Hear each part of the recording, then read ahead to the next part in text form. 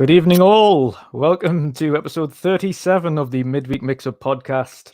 And this evening, we shouldn't have any technical troubles at all. And even if I do magically have a power cut, then you'll be left with these awesome gentlemen to carry. No, I shouldn't have any issues today. We should be good to go. Knock wood.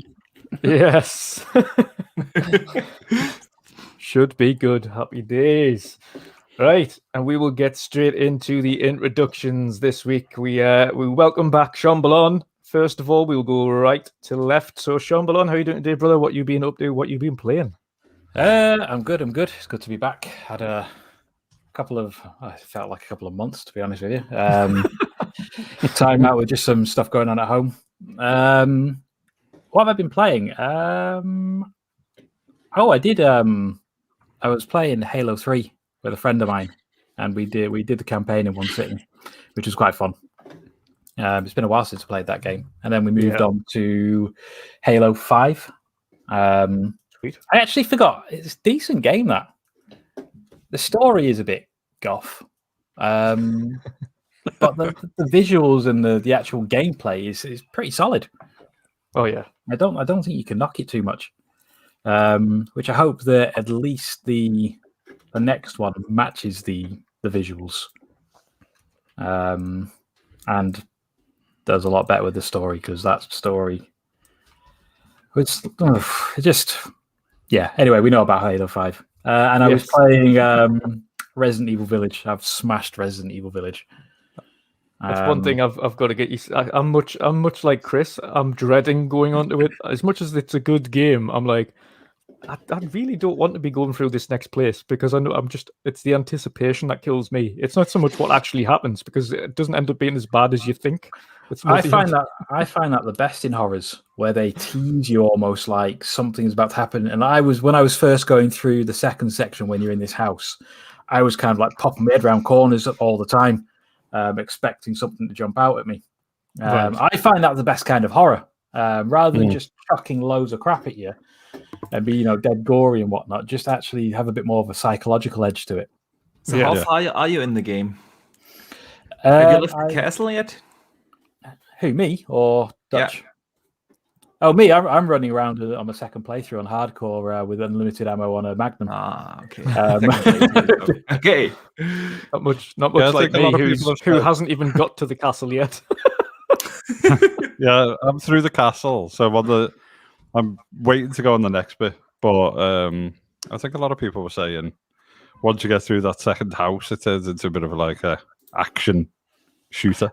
A little bit more. Yeah. It switches up from being a bit more horror to a bit more of an action horror. Then this second house really is horror. So the second house messes with you, especially with headphones on. Oh yeah. Yeah, that's the one I'm not looking forward to. Just not have headphones on. We're just like, nope. But then the ending is really cool. It sets up a real interesting story arc for Resident Evil 9. So I highly recommend to finish it. Do you think they're ever going to actually stop because this one, even though it wasn't technically called Resident Evil 8, it was just Resi Village, but then the VII was used as the 8. Do you think they're going to stop using the numbers eventually? Or do you think they're going to go like the Final Fantasy routine and just do numbers infinitely forever? It depends on how many times they can get Roman numerals into words. Yeah.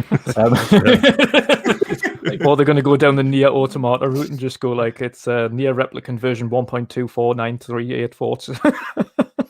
No, I think they're more likely to go down the Halo route, where it will be just Resident Evil, then name. Yeah. I think that makes more sense, especially when there's a clear divide between the two styles of Resident Evil. You've got the over-shoulder numbered ones, and then you've got the first-person named ones. Yeah. Well, I'm not sure, because if they keep connecting the games and the overall story arc, it would only make sense to keep the numbers. Yeah. But they're not really that connected. The Village does hint at some connections. But some intro this, I think overall you could say it's almost like an alternate universe type Resident Evil. Yes, because there's There's no real connection. Obviously, vampires don't connect to where Chris originally came into the franchise with zombies. So yeah, I know what you mean. Exactly. So there is space to have this as a complete reboot of the with franchise. the same characters. Yeah, with I mean, there's later on in the game you find out about a certain character and how that links back to the original Resident Evil series. But you could just have it as a complete reboot because they're good enough games. They stand well on their own, and you could probably get rid of Resident Evil 5 and 6 because they were atrocious.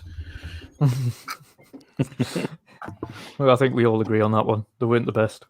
So so that's what I've been playing. My mate that I game share with me bought Biomutant, but I haven't started that yet. Yes, that was one I was originally going to get, and then decided to hold off because I've still got 3 massive games to play. Still got Nier Replicant, I've got Resident Evil, and I've got Mass Effect Trilogy. You see, I sacked off too Mass much. Effect. I sacked off Mass Effect because I know it's probably going to be coming to EA Access at some point this year. Yeah. And there's just too much stuff out. I don't really want to be paying something. I've got too many games that I've got in my backlog that I haven't even touched. So yeah, I don't want to add 3 massive games to that. Yeah. But Xbox got no games, I heard. So how's that possible? Yeah. Xbox also can't do. We have no games. Not Unreal a singular 5. game. Not one. Not one. I just Not stare at the Unreal screen all Engine day. 5? That was a game, right? Just sat there watching the screen. Yeah, just watching the screen, just hoping one day we will have something to play on it. Well, as they showed the Unreal 5 demo last year, does that make it a last gen game, which means that Xbox plays it better? It was exclusive. Timed exclusive. It's got into dangerous territory. A timed exclusive trailer. That's what it was. So we go from demos to trailers that were exclusive, right? That's awesome. Yep. Well, that's what we're going. Next, So it's going to be an exclusive image. Yes. Only for PlayStation fans. Exclusive tweet.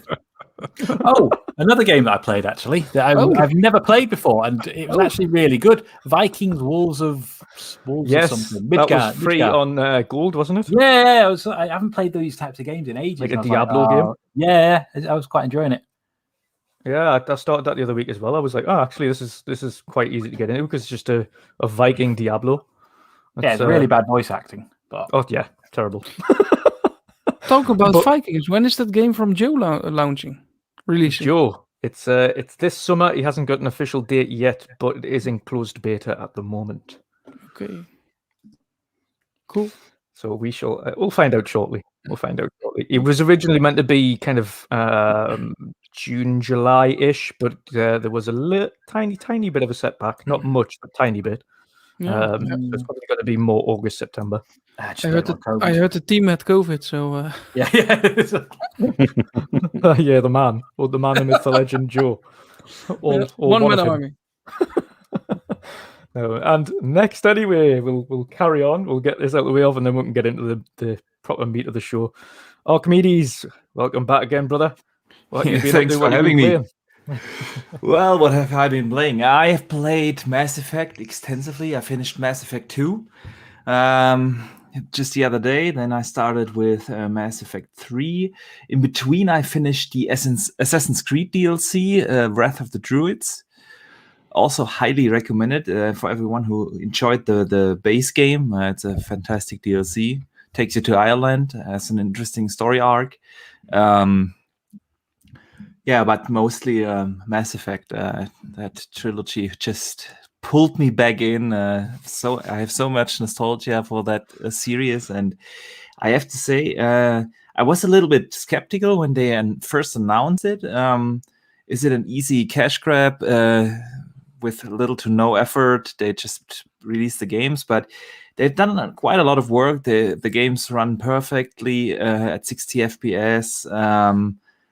Even with 120 frames mode, but I played it at 60 to get a better resolution. The textures look good. The lighting looks amazing. Sometimes you can't believe that those are actually retro games. Yeah, like from the 360 era. It's amazing. I was going to ask you about that. Because I know you played both, and if there was a major overhaul or whether it was just a 4K click save, there you go. Yeah, no, it's not a remake. Especially with some facial animations and some of the explosions. Also, you can really tell that it's still running in Unreal Engine 3. Yeah, but I think they squeezed everything out of Unreal Engine 3 that is possible. The textures look absolutely amazing, really, for like a 15-year-old game, or how old it is now. Don't. I feel old enough as it is.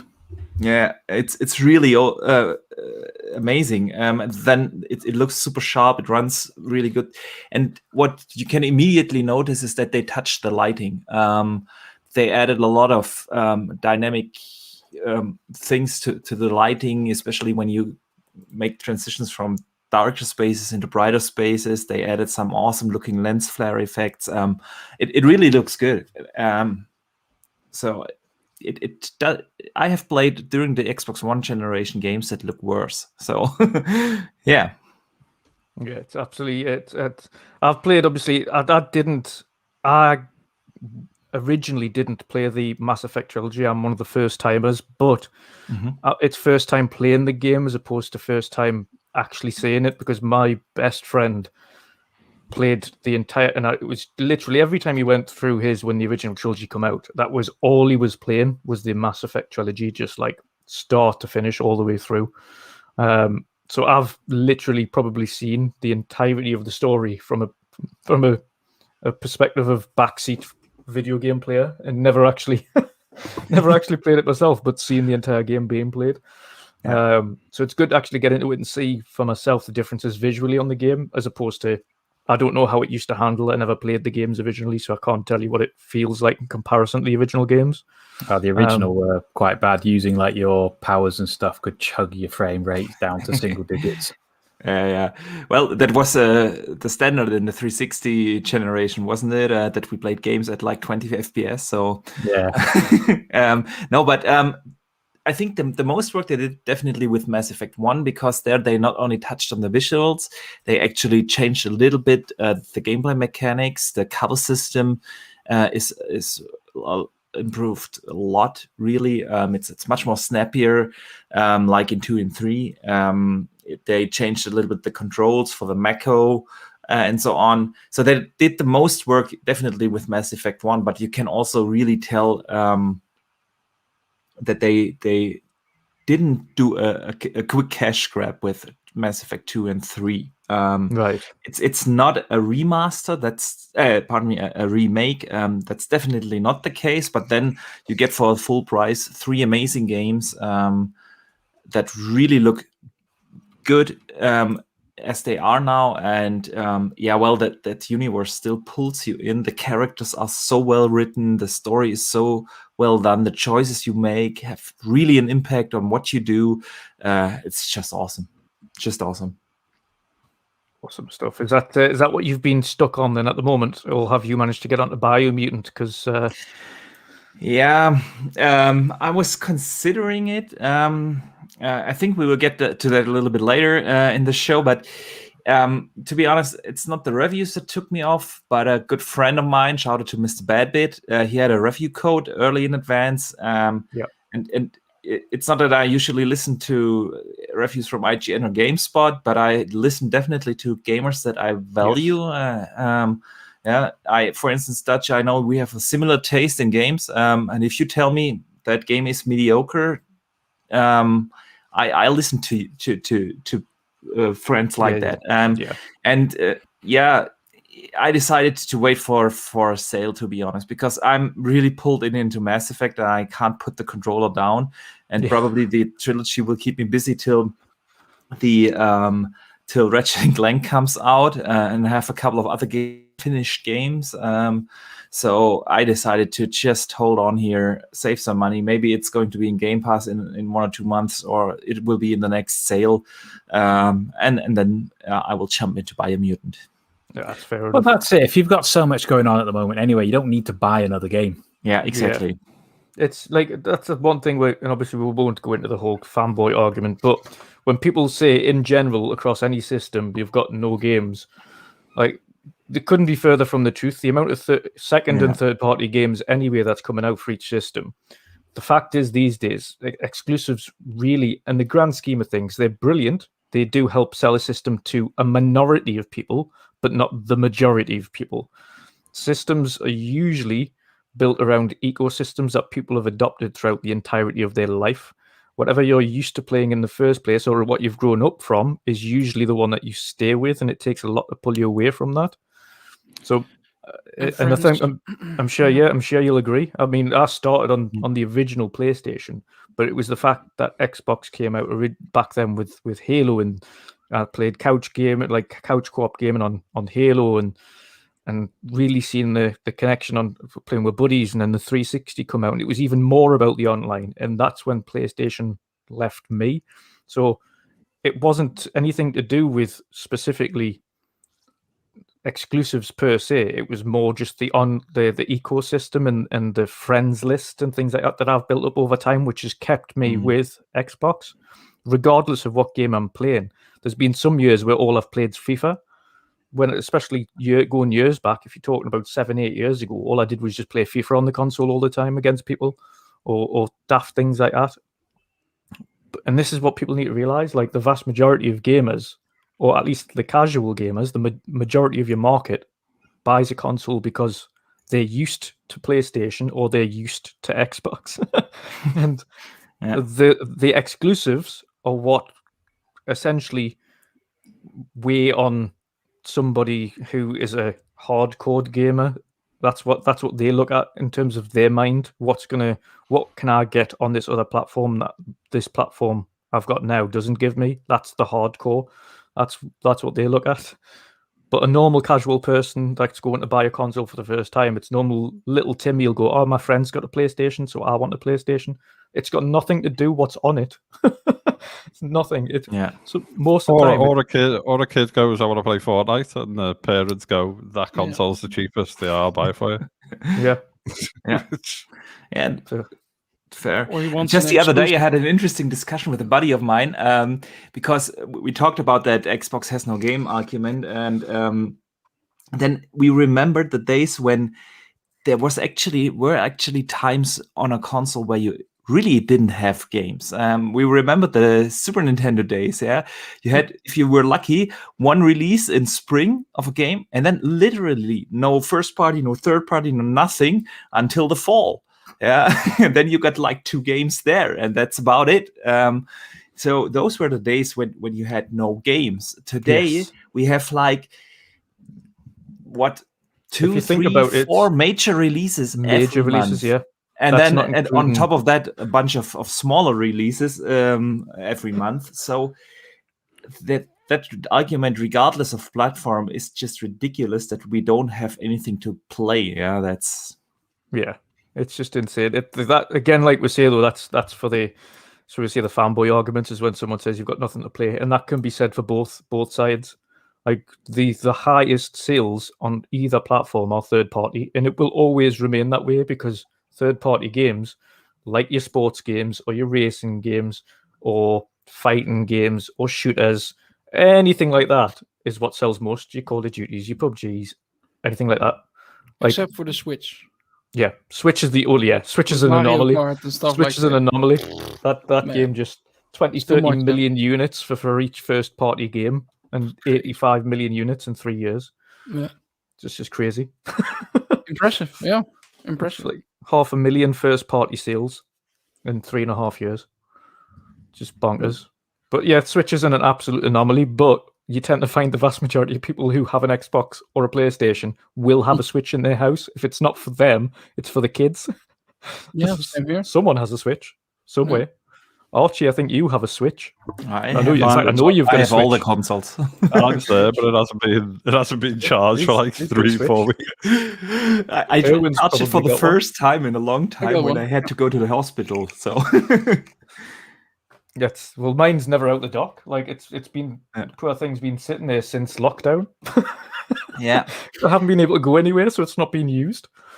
And it's No, not and that I don't like the Switch, but the thing for me really is with the Switch, for me, it's a handheld console. And pre-pandemic, I used to travel a lot for work reasons, yeah. And so I spent like one night, sometimes 2 nights per week in a hotel. So yeah, that was what my go-to console then. It was my handheld. But ever since I'm at home, yeah, there's really no reason for me to play the Switch because I didn't play many exclusives in the last 1.5 years on the Switch that really interested me. I remember playing last summer Luigi's Mansion 3. That is probably the last game I finished on the Switch, and everything else, the third-party games are available on PlayStation and or Xbox, and I have both of them as well. So no reason for me to play the Switch in docking mode.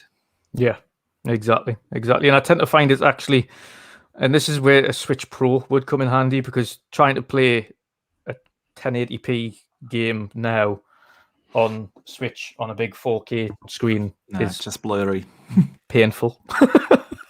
It's really and painful. 30 frames per second most of the time as well. Also, right? Yeah. So if you're used to the new series consoles and the PS5, you almost cannot go back to the Switch. And what I noticed also is at least my kids that are playing more even now on PC, right? Like the Roblox stuff, or they play it on the Xbox quite often, or just games on the tablet itself. Just racing games or whatever. But the Switch was the first year it was being used quite a lot by the kids. Also with Fortnite and stuff like that, but they moved away from it, and I didn't saw them playing for at least 2 or 3 months now. And yeah, I don't play it on it as well because I grew past Mario Kart and such stuff, or some kind of games like that. So I grew out of Nintendo, to say. But my children also don't like it so much anymore. So yeah, it's in the house. It has a couple games, but we don't use it. No. Yeah. It happens. Kids go through phases as well. You buy this something, they use it for a bit, and then that's it. They want the next thing. Yeah. Or you're gonna say you're gonna sell it, and then they're gonna play again. Right? Yep. I mean, it's crazy. Like you described it. How many choices do your kids have? Yeah, tablet, PC, smartphone, Xbox. Switch, Xbox. And in your case as well, PlayStation. Yeah. Yeah. No. So much choice these days. Spoiled brats. No. Awesome stuff. Next up, Big Chris Grannell. How you doing, brother? What you been up to? What you been playing?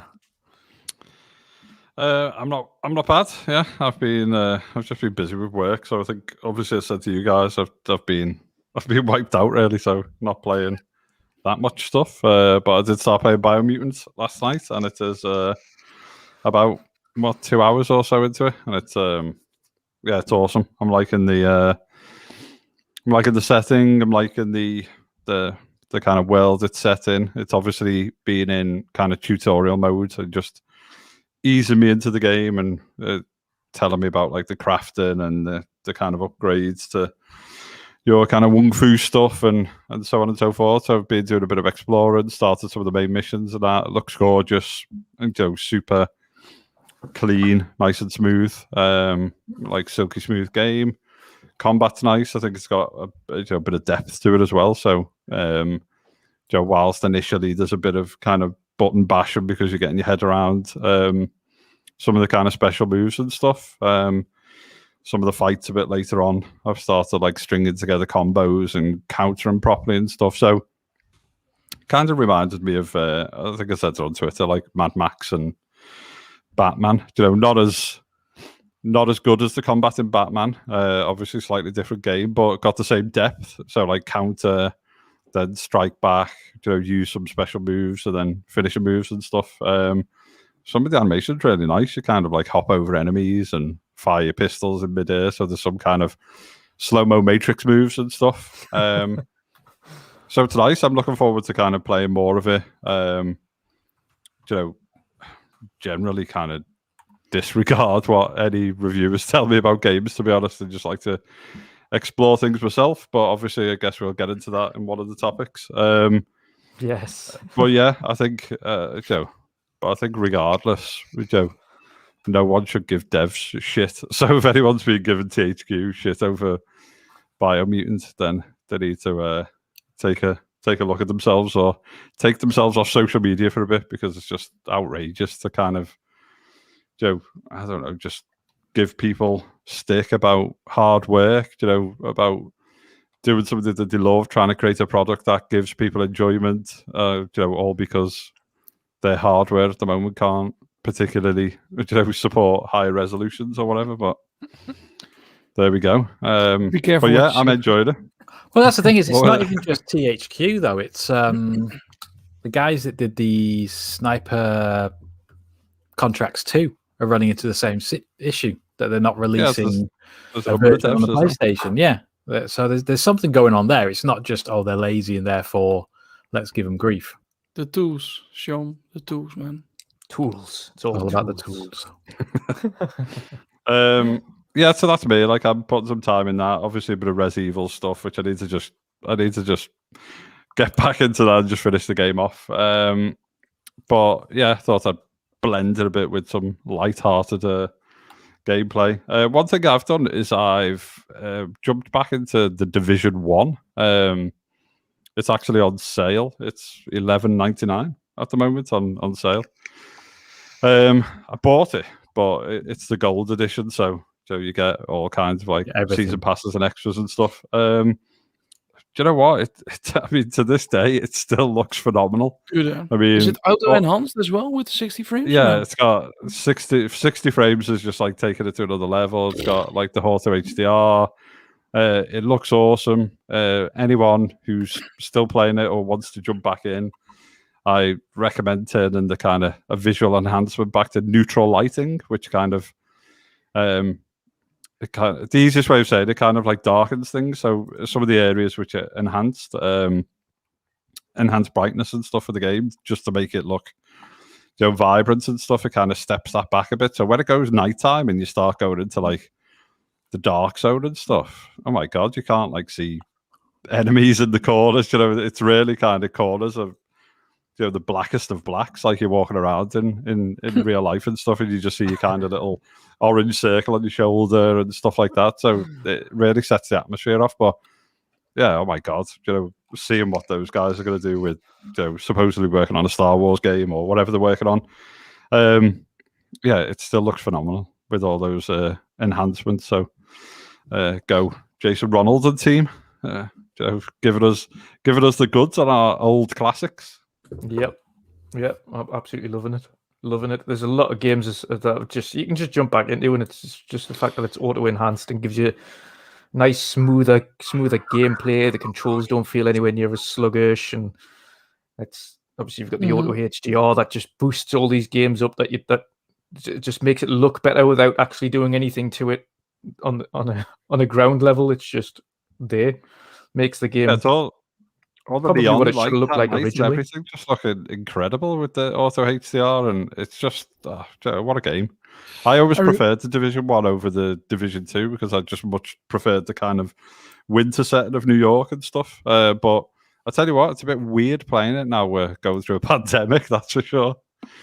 It's like hits home a little bit, apart from people aren't walking around in vigilante groups with rifles and stuff. Well, certainly not in the UK. In some parts, yeah. In some parts, yeah.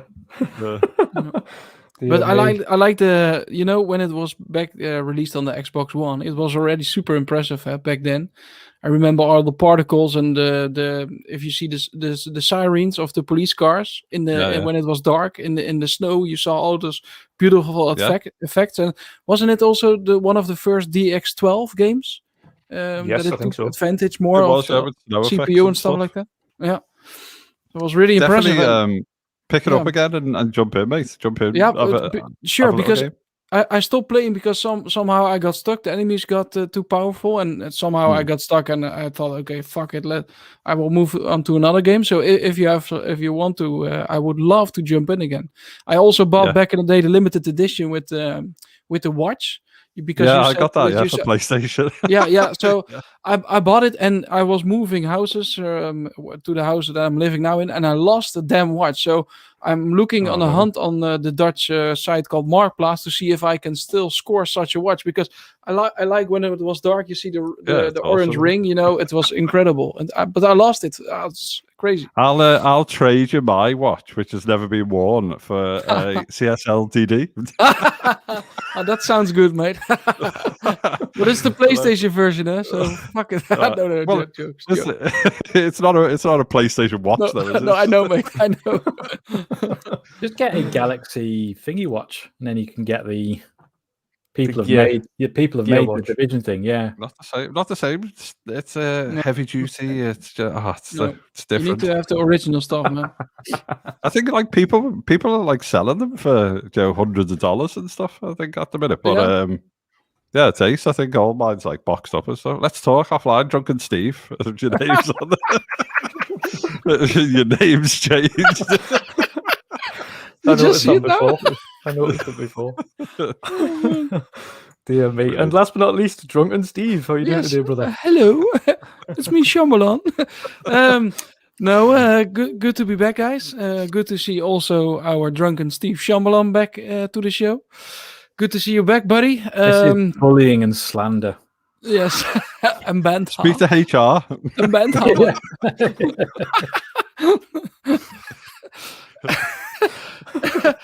Podcast Human Resources. And welcome to the chat, everybody that is tuning in again every week. It's nice to see the famous names every time in the chat back again, watching us doing some crazy stuff on the podcast. So welcome to everybody. Yeah, I've been playing, of course, Assetto Corsa Competizione, recording some videos as well. I dropped a video also about an unboxing.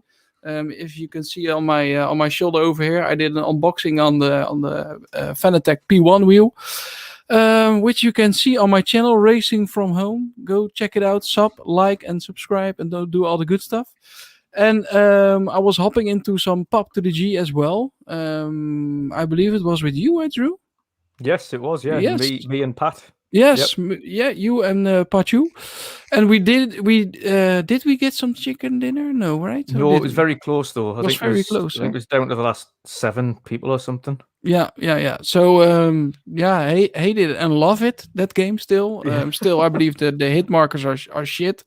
But yeah, that's something that I can really be pissed off about. Pat, you always say I get frustrated, but when it's sometimes so bad with the hit markers, I get really frustrated.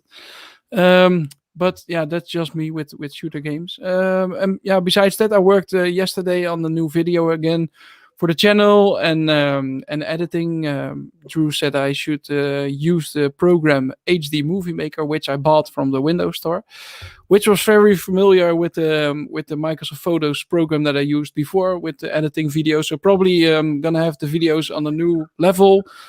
Some jokes into the next video as well. So I'll be releasing that probably maybe not tomorrow, but maybe on Friday, I think.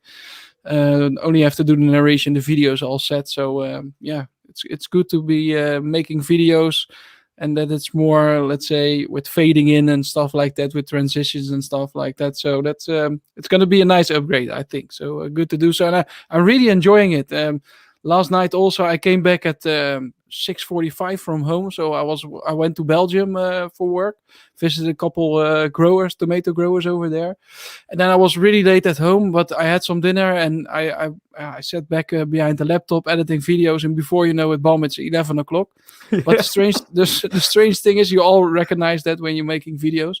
But it's so nice to do so. I'm enjoying myself, learning every time more and more. So yeah, that's cool, man. And so let's go to the topics. Awesome stuff. Yeah, you're right.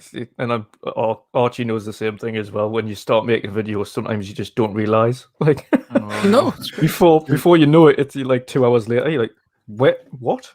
Where did the time flies by so fast? Oh God, but never mind. Yes, into the topics for this evening. We do have some spicy ones. We're going to start with Chris's topic, actually. It probably needs touched on, and it is really, are reviews important, and do we need reviews in gaming? We will start with Chris on this one, because I think it is, especially modern day, how much of a requirement are game reviews to someone's purchase, and whether or not they're actually essential as it stands these days compared to what we used to get in magazines. When you didn't get a chance to play a game beforehand, you didn't see these video demonstrations or trailers or gameplay sequences, which can often very much help you decide getting the game in the first place. Whereas previously we used to have them in magazines where it was an in-depth article about the game with and obviously a review with images, but you didn't see any gameplay beforehand. It would just be a case of, did you see the review in the magazine, read the review, then make a decision. It was a little bit more of a different scenario, but it's a very good point, Chris, if you want to start us off on this one. Yeah, I think obviously it's a kind of apt subject at the minute, isn't it? I want to place a little bit of a caveat here. That, I've got a lot of friends who are journalists and stuff, and obviously, you guys with your channels and stuff like that. So I think this isn't me saying those people shouldn't be in jobs or anything like that. But I think it's almost like it's almost how like reviews have changed, and I think reviews are tainted slightly. So as you were saying then, Dutch, it's like you used to get a magazine and you didn't really see much about the game. You'd kind of hear about it in like the previous month's magazine and so on and so forth. And then I think by the time you picked up an issue, those journalists had kind of played the game thoroughly. It wasn't even out, so it was like on the verge of being out. Timed kind of to perfection with the issue. It was a full-on kind of in-depth review, and I think it kind of helped in the landscape for you kind of make a bit of an informed decision about whether you pick that up or something else. When we didn't really have as many games as we have coming out, constantly. We were talking about there being no people saying we got no games to play and stuff like that. It's like I wish I had more hours in the day to play everything that's available to us all, but that's a different story. But I think there's probably a bit of a conversation between there was the conversation about, should people like finish playing a game, should they play it through and before they're allowed to kind of review it, or is it then an opinion piece? And for me personally, I tend to kind of stay away from reviews because I'm a bit cautious about kind of spoilers and stuff. I want to kind of experience things, and that's not to say journalists are it's not to say journalists kind of purposely include spoilers and that, but there's little scene setting things that some games you want to kind of like find and feel those kind of experiences yourself. But for me, I'm purely me. I use it as a bit of an opinion piece. Once I've picked up a game or when I've started picking up a game, I see if others have got similar feelings to how I'm feeling about the game and so on and so forth. But I think given the amount of kind of mess and cloudiness that's created when you look at stuff like Metacritic, and they allow kind of like user scores, and then we start to see less popular publications kind of like pick on products and games because they've got a hidden agenda, or they want to they want to turn around and get slightly different message across, or they want to damage someone's kind of sales because it's on a different platform or stuff like that. I think those are the people who start to kind of really impact on the kind of like genuine, fair kind of journalists and review sites and that, which will take time to finish a game. They'll take time to kind of resist spoilers. They will kind of not. It won't matter what platform it's on, whether it's PC or Xbox or PlayStation or Switch or whatever. It's kind of like on its own merit. And I just think there's a lot. So we take Biomutant, for example. Biomutant has had like a varied array of scores.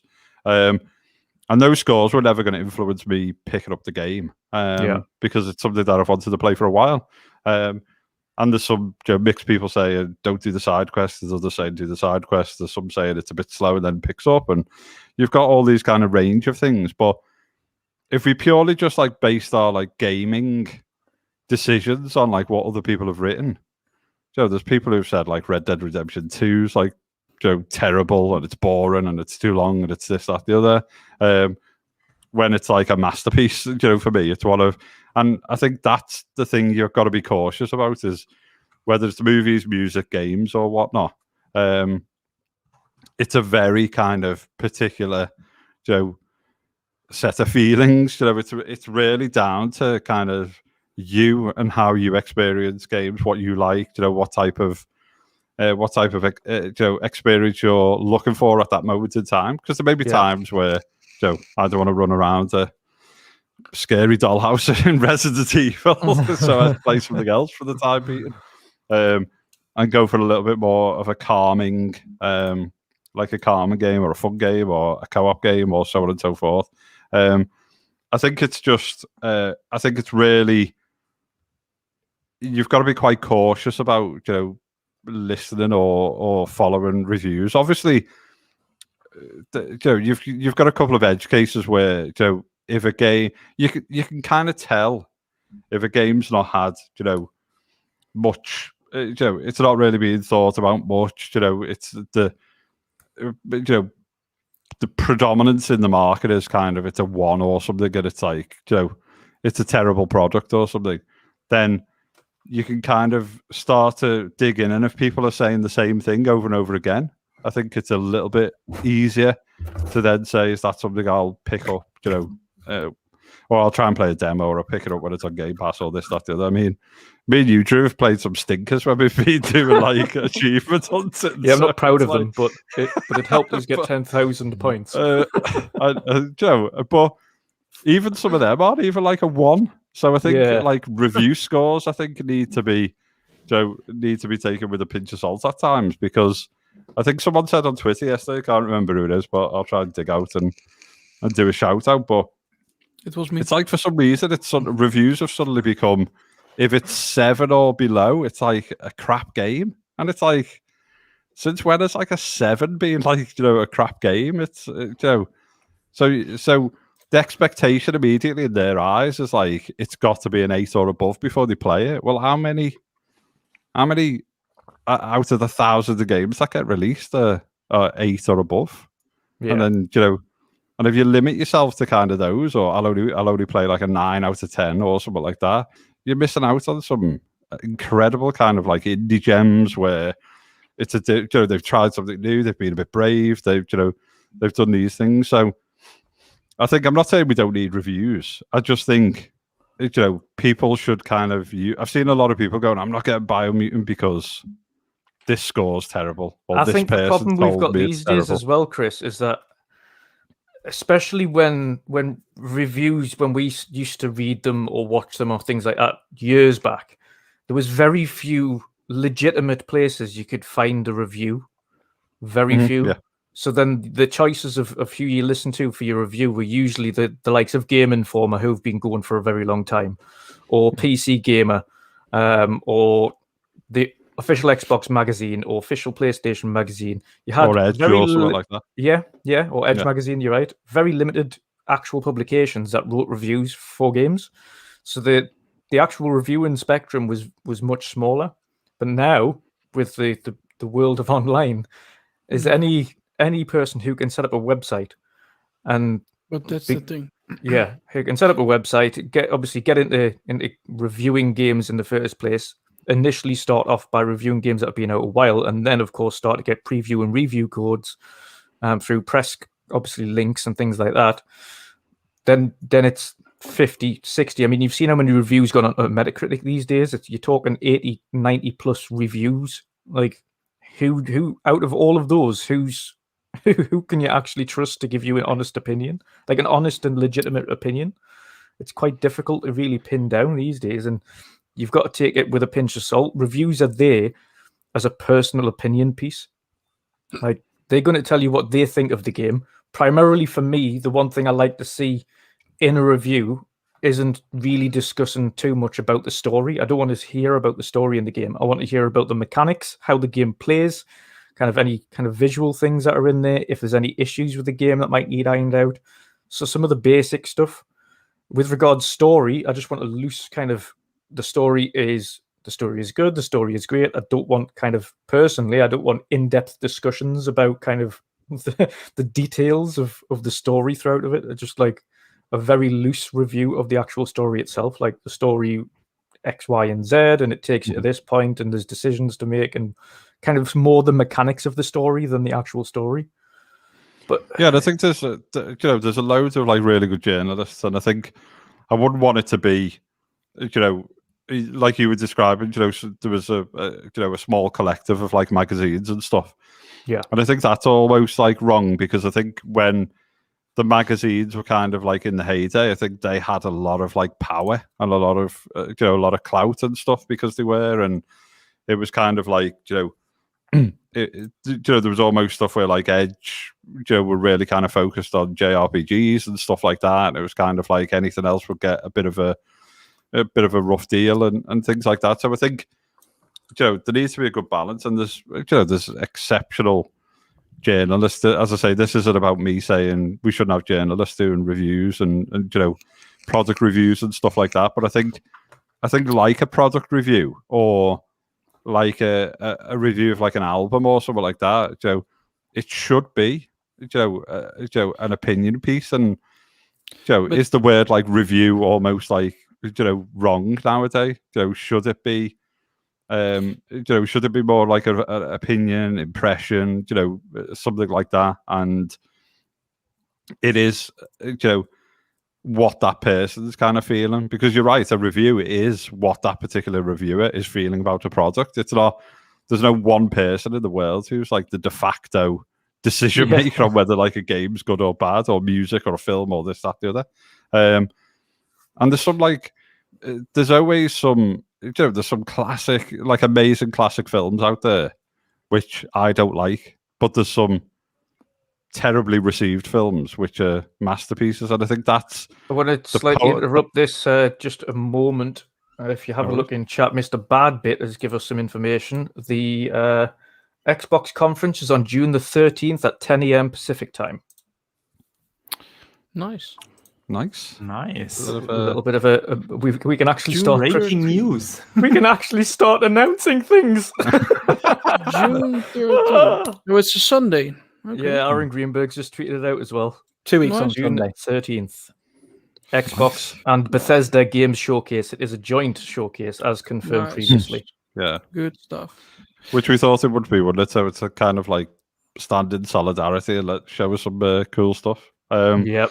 But yeah, I mean, I don't want to dwell on the topic too much, but I just feel for the guys at THQ and 101 have just had like a battering, and there's a bit of like, I think there's a bit of like fanboyism and tactical reviewing at play there. But I just don't think any developer should be kind of hammered. Like, I'll rephrase that slightly. Obviously, someone like CD Projekt Red or whatever released a game which shouldn't have been released, and now trying to patch it and so on and so forth. And we saw similar things with like Outriders, but it still didn't deserve them being like panned or whatever, because that was a management decision, and the team is still working hard.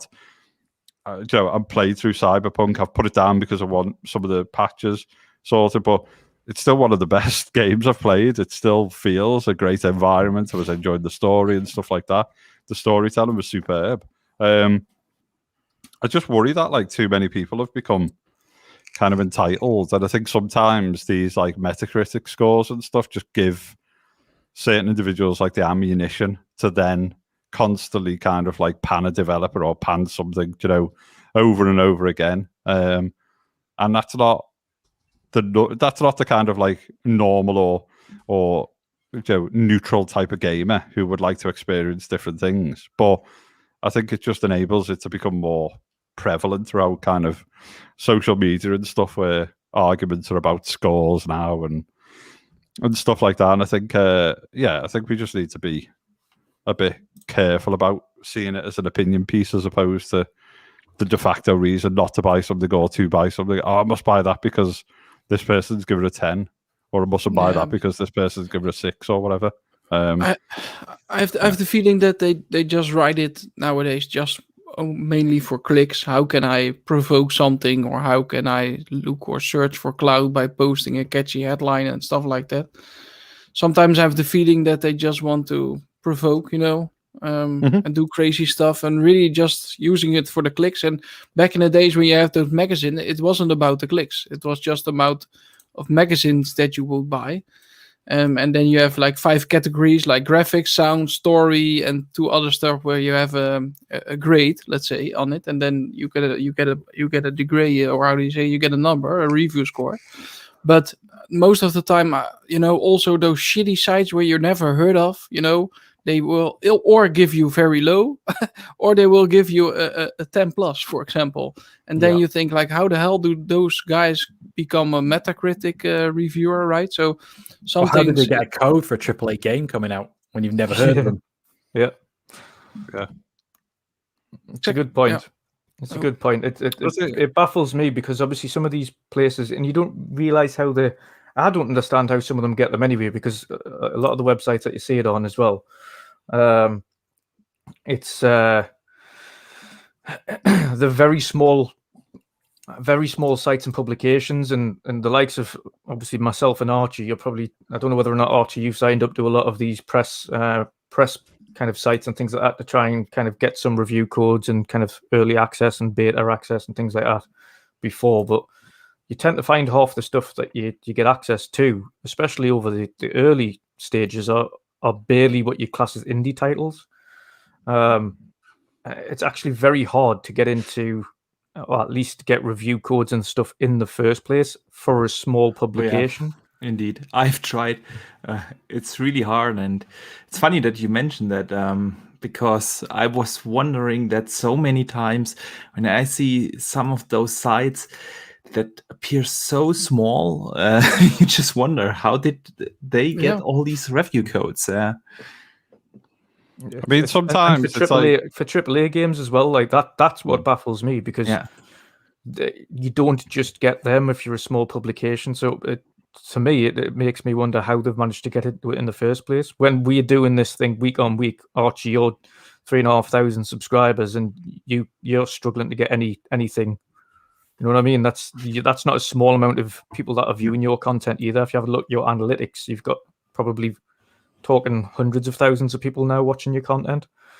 That's a lot of eyes sometimes on. If you know the people who kind of manage like the publishers' mailing list and stuff. So when I worked at Sony, obviously I wasn't like a reviewer or anything, but I knew people who worked in like marketing for like other publishers and so on and so forth, and I was on like Ubisoft's review mailing list. I was on loads of like mailing lists, and I'd literally just be getting mail every day, and it'd be promo games. I'm like, so I think sometimes it's like, if you can get access to someone who manages those mailing lists, and they just plonk your name down, and then before you know it, you've just got stuff coming through.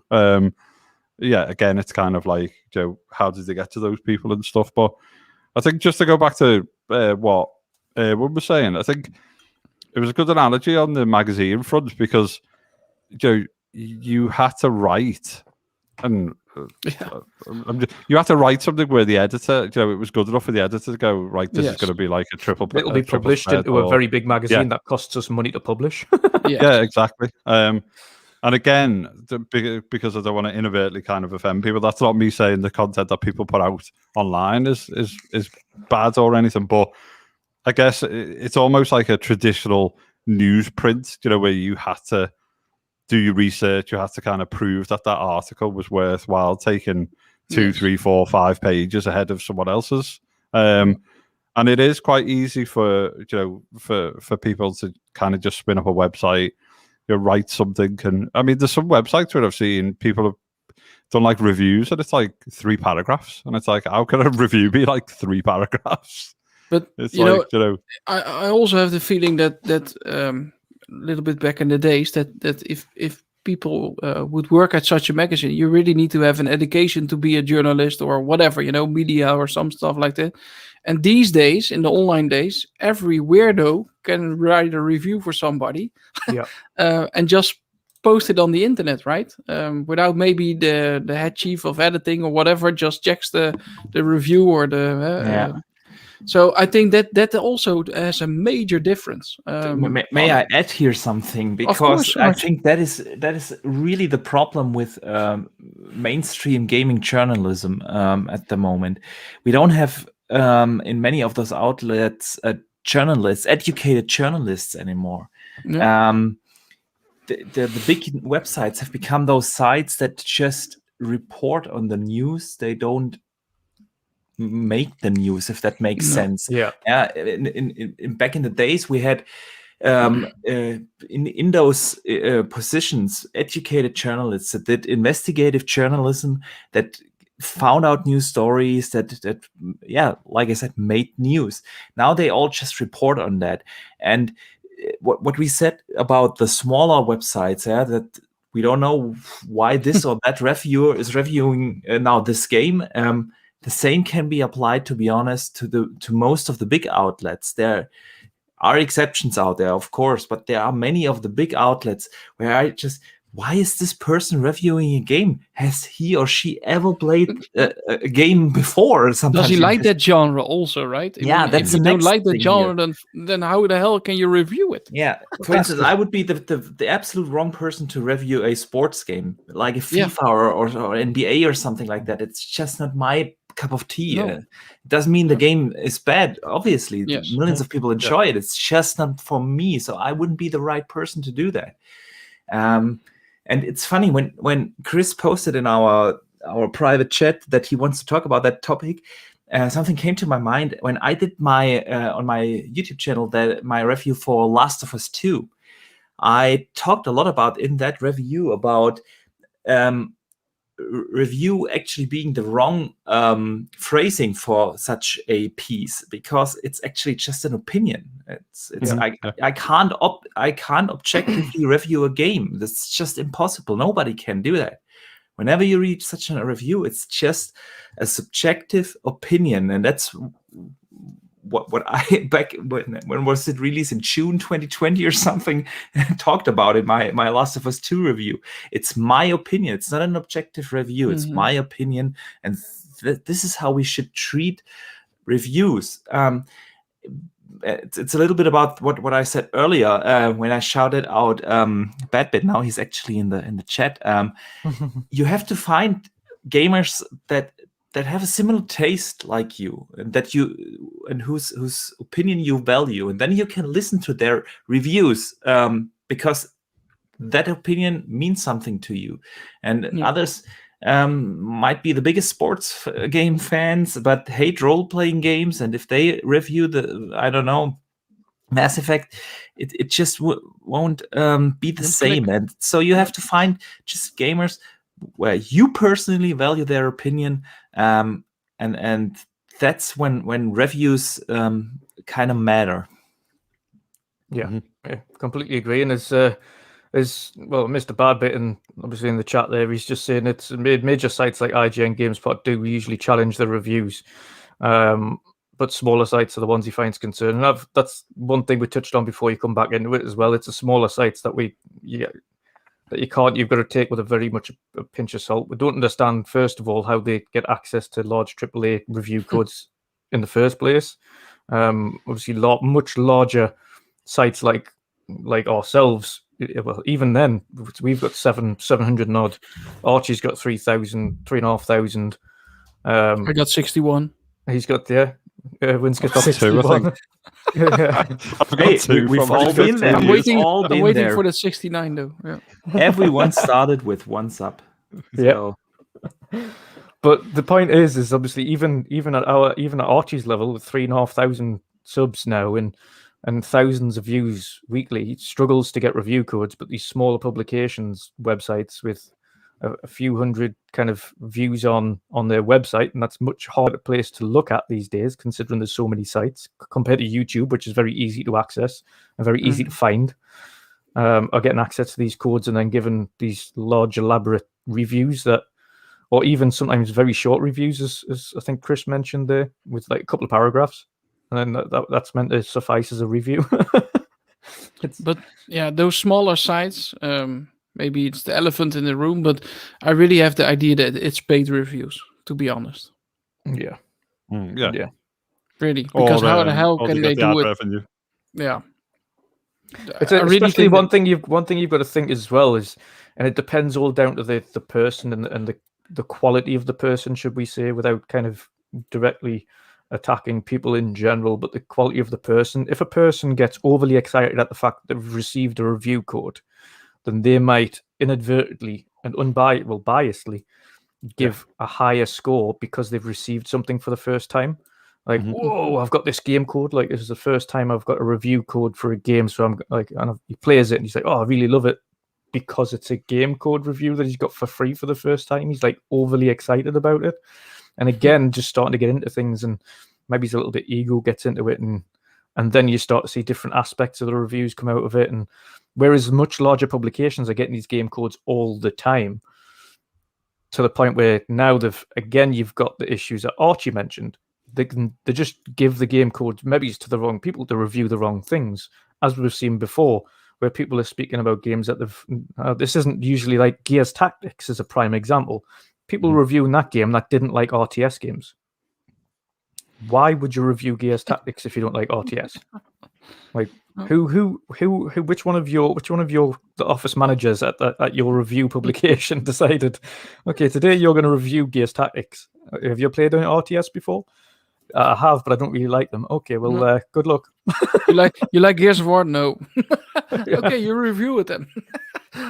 Yeah, and it's the perfect it's a perfect thing to say, isn't it? Like Archie was saying before, I'm not a fan of like Final Fantasy games, as much as the fanatics out there, but I wouldn't, I don't kind of crap on it or anything. It's not my type of game, but I would not be the person to review a Final Fantasy game because I wouldn't be able to give fans of the series enough of an in-depth, comparison to how they've like improved gameplay mechanics or this, that, the other. In the same way that some people, hate sports games. Like, I'm really enjoying MLB The Show, but as someone from the UK who doesn't really watch baseball until now, I've become like this baseball fanatic and started playing it. Like, I'm playing the game going, well, why has that happened? Why did this happen? What does that mean? And so on and so forth. So there's some things which just aren't your forte. And I think bigger sites who've got much more staff, need to ensure that they're kind of putting the right person in front of a game to give it a fair chance or whatever.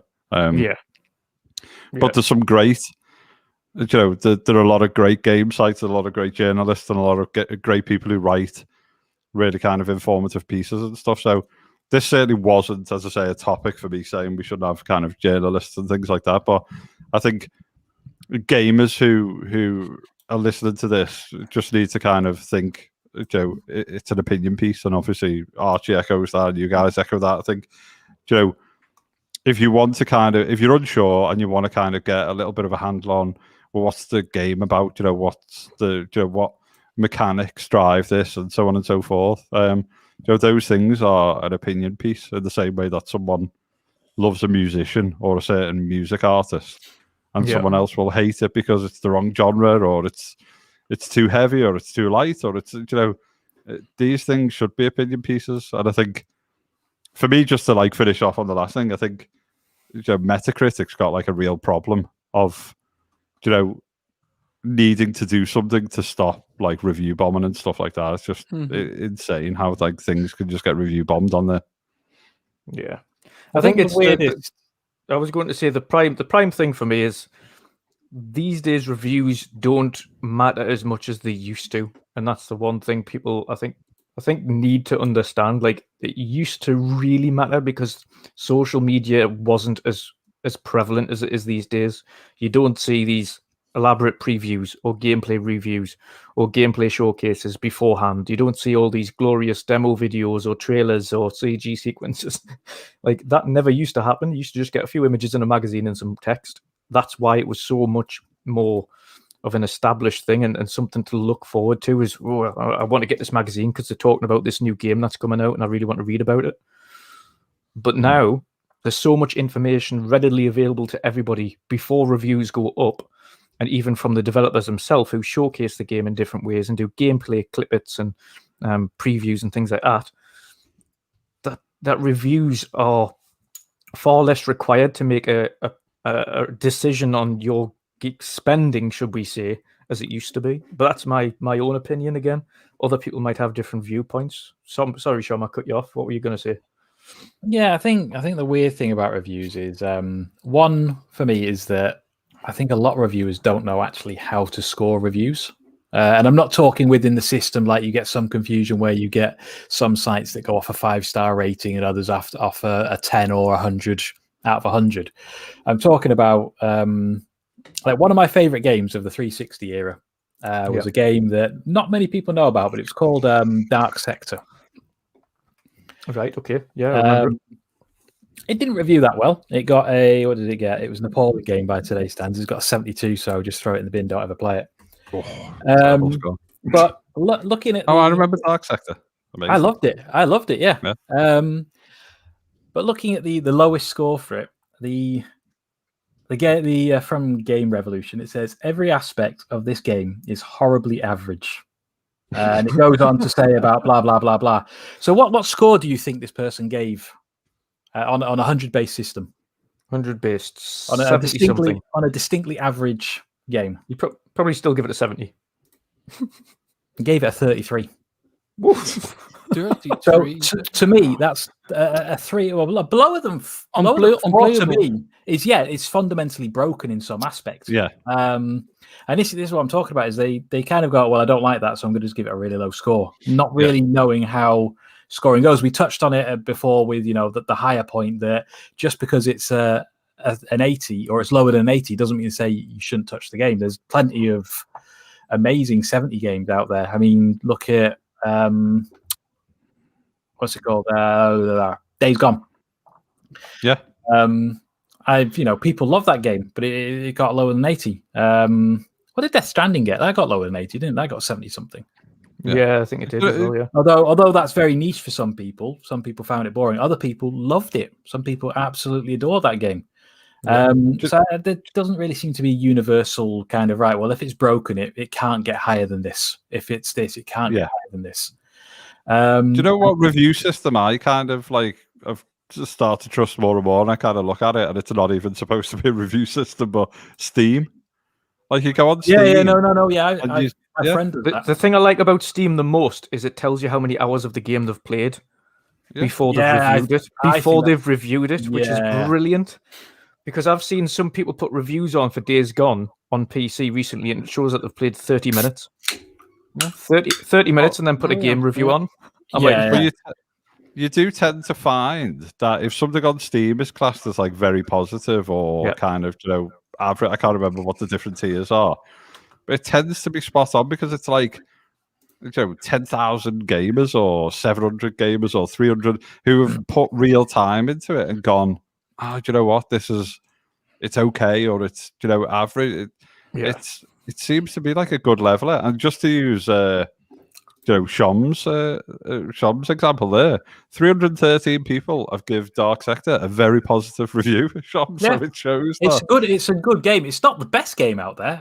I would say probably a 7.5 to 8 is a good score for it. It was still a fun game. I still loved it. I still think I pretty much maxed it out. Mm-hmm. All these old game speaks reminds me of a very old game that I used to love that probably reviewed very poorly called Silent Bomber. I don't know whether or not any of you remember that one. The name rings a bell, but I don't think I ever played it. It was a PlayStation game. Silent Bomber. But it probably reviewed very poorly, I would imagine. But I loved it. On Google, 97% like this video game. I don't know. It might just be one person, the developer. It was an Namco Bandai game, wasn't it? Yes, it was. Yeah. Really I don't remember it at all, but it hasn't got a Steam review, sadly, so I can't trust it. Nobody messes. I think Shom's right. But another thing I find weird is with reviews in general is you'll see someone say, well, the combat, it's fast flowing, it's smooth, it's addictive. And then you'll see somebody kind of go, yeah, it's a little bit slow and boring. And you're just kind of like, well, it's the same game. Which one is it? That's why I don't tend to go off reviews. It's like you said, I'll find somebody I enjoy listening to, I trust, and then I'll go off that. Yeah. That's very much the best thing. And that's, again, we don't really look at reviews now because we always pretty much mop up all the games between each other. So it's normally we just ask each other what we think of the game before we make a purchase because we tend to trust our own opinions. Well, that's it. Going back to Days Gone, I saw it on sale and I was like, I'm thinking about picking this up. Is it worth it? And you guys were like, yeah, absolutely. Yeah, definitely give it a shot. It's definitely worth, especially for the price that you picked it up at. It was like an absolute no-brainer. Yeah, and then they brought it for like £14 or something. Yeah, but then they brought it out on PS Plus about a month later. It happens. I did the same with Yakuza Like a Dragon and Dirt 5. But to be fair, got them and then they come onto Game Pass like literally 2 weeks later. It was like, to be fair, my PS Plus is running out soon, so I'll still be able to play it. Yes, exactly. So there's your bonus. There is your bonus. We shall get into the next topic, which is a bit of a different one. And again, it hasn't been covered yet. This is thanks to Archie for doing the little bit of digging up here. Xbox are looking into a modding platform for consoles, which will allow, or at least they're looking into allow, players have the ability to mod games more easily and freely than ever before. Of course, we're looking more, I think, at single-player games than anything else. But it's certainly a very intriguing prospect. We've seen, of course, mods being implemented directly by Bethesda on the likes of Fallout 4, etc. Of course, Skyrim has it. And I think a couple more titles, but having a dedicated modding platform for Xbox. Archie, what do you think of that, first of all? Yeah, it's something I was hoping that we would already have a little bit more extended on, because when was it when we had the introduction of mods on console in 2016? Something like that, 17 maybe, something around that. It was a big discussion in the community. We had the discussion in between, of course, platform comparisons, how is PlayStation handling it versus Xbox. But overall, mod support was really limited. The creation engine from Bethesda has always been on PC, very well known for modding. To this day, I can't think of my head any other engine that allows for this kind of modding. So it is obvious that this is probably the first engine to go to. And now that this engine is within the Xbox realm, they can really use those kind of tools, those experiences from how do I allow the community to mod within my engine. They can take that to other studios. And I truly hope that this rumor is becoming a reality, because mod support in PC is awesome. There's so much content when you, for instance, play Skyrim and download the mods. And I'm not just talking about the mods like we know them on consoles. Like there's now a mod that allows you to play as Peppa Pig or something like that. Yeah. Yes. So, or even Resident Evil more recently, where they put Thomas the Tank Engine as Lady Dimitrescu. I've seen more risky ones than Thomas the Tank Engine, I tell you, for Resident Evil. I bet you have. What's Thomas the Tank? Is the English word? Because I only know the German name of that. He's a train. Thomas the Train. Thomas the Train. Yeah. Okay. Mods like that. But on PC, you really have content updates. Yeah. Someone rebuilt the complete Oblivion game within the Skyrim engine. Yes. Yeah. Stuff like that. Of course, I want to see that. Modding in GTA is also very well known, but only on PC. And this is something that I truly hope that the platform holders open up their platforms and allow the community to just add content to their games. Well, you've seen, actually, you mentioned in that, you've seen in terms of adding content or recreating things. I've seen, and I can't remember which game it was for. It might have been It might have been Skyrim, but they added literally an entire DLC created from the ground up as a mod for the game. Like, it was an entire new kind I of think it story was arc. Fallout. Yeah, it might have been. Yeah. It was one of the Bethesda titles, of course, but they created this entire game expansion and storyline and everything, like in just in the modern community, and put it in. Like, that's DLC that the developer doesn't even have to think about, and it's there and readily available for anybody who wants to play it. Yeah, and they don't have to do any work. And especially when you've got that much talent in the community, you know what I mean? I mean, we've spoken to Thomas Saller, and before he started developing, his primary thing was modding. Like, he would mod loads and loads of games.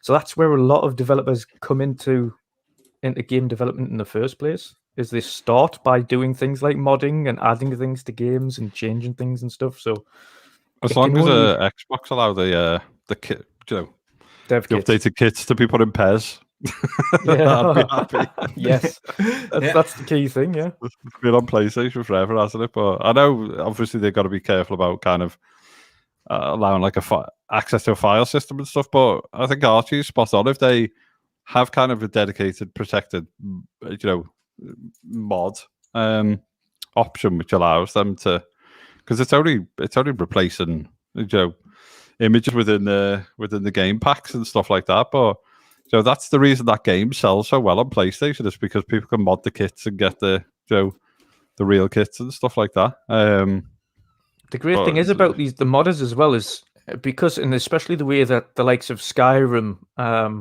and Fallout work, is that their mod section on there has a rating system, so you've got to think the modders as well won't want to release rubbish. They'll be wanting to release something to the highest quality possible, because they're concerned about their own ratings, and they want to get this name made for themselves as being the best modder. So and I mean, for crying out loud, before we got the official 60 frames update for Xbox Series X on Skyrim, there was already a patch there by modders available on Xbox for 60 frames. They'd already unlocked the game anyway as a mod for free. Correct.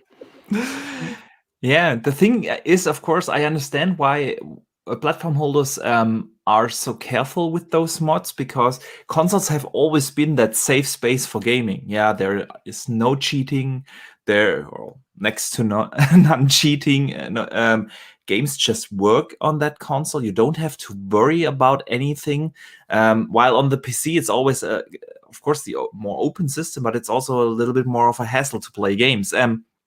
And that's why I understand that the platform holders are so protective. But on the other hand, it's hard for me to imagine that there isn't a solution to find a good workaround there. Yeah. Yeah. Yeah, completely agree. I think and especially the fact that they're kind of really emphasizing the fact that they want a lot of more independent developers as well, and obviously sign up to ID at Xbox, and we'll make sure you've got the correct kit and development tools and things available to you and things like that. Like, if they open the kind of, like, not just ID at Xbox in general, but if they open up some kind of development tools there for people who modify games or add mods to games through some kind of protected area, where they can kind of track modders as well. If you want to be a modder, sign up to this thing, and we'll make sure you've got the right tools and the right equipment to be able to do so correctly, and be able to monitor things and monitor the stability of your mods and things like that. If you're going down kind of like they are a mod platform, as the rumors suggest, that seems like a safe haven for people who want to modify games and also make sure their games are stable and the mods are stable and to the highest quality possible before releasing them as well. So I think it's the best of both worlds, that modders who love to code and love to kind of get things into games, their favorite titles, are having this little safe haven themselves where they've been given the tools by the platform holder to be able to do what they want to do. I mean, that's crazy. It's big praise to the advancements of technology that we've come to the phase where it's been potentially widely accepted by a platform holder, that to the point where they want to give everybody the option to modify a game if they want to. It's crazy, but really good and exciting to see. Yeah, Chris, what do you think about the whole modifying section? Do you think that's going to be a major plus? Yeah, I mean, I think the fact that it kind of came, it got kind of plonked into Skyrim and Fallout, as Archie was saying, was a major kind of step forward, because before kind of FPS boosts and stuff like that, it was the modders that gave us, unlock frame rates and stuff like that. So there's a lot of stuff that can be done, and the majority of modders are kind of people who want to almost like get into game development and stuff, so they start to like hone the skills with like mods and that. Back in the day, I know like a load of like modders and stuff who suddenly become like level designers and things like that, because they created a portfolio of modified levels and things like that. Going back to like world builder and stuff like that, I used to build like Quake levels and stuff, and I used to kind of take a slightly different approach and almost like build a level from like an architectural standpoint. So when I wanted to get into like game design and stuff like that, I was like, look, I've got an eye for setting up a level and stuff like that, but I didn't build it from how much access have people got and things like that. I was just kind of honing my skill of how can you use the engine, how can you like mod stuff, and suddenly like Quake looks slightly different, and so on and so forth. So a lot of the modern community are kind of hugely skillful. I think it allows them to kind of keep the longevity of a game, keep a game going, and having a dedicated platform or dedicated support is a way for developers to be supported and stuff. So if you've got smaller teams and things like that, allow like the modding community to expand upon your game while you're working on the next stuff, or allow them to assist with DLC or things like that. So it's definitely not kind of a negative in my eyes. I think some of the stuff that modders do are great. I think someone in the chat, let me just get the name, I think it was Ashu in the chat, said GTA 5 modded on a PC. It looks like ultra realistic mods. There's like real cars in there and stuff like that. So I did that for a section. You could import real cars pretty easily. Obviously, all it did was the case of you just replace a car that was meant to look like something to the car that it was actually meant to look like. Yeah, and I think that's a prime example of like if someone tried to counter argument to say, modern damages like developers and stuff. It's like, how does it? It's like GTA is like one of the biggest selling games ever. People are like buying that game so they can then mod it, which in turn is then making more people like buy it to install a mod and play it and stuff like that. So it only helps them enhance or visualize some of these things. I'm sure everyone at Rockstar would have loved to have had all the licenses for cars, so when you're driving around, it is like an Audi R8 or a BMW or this or that, a Mustang or whatnot.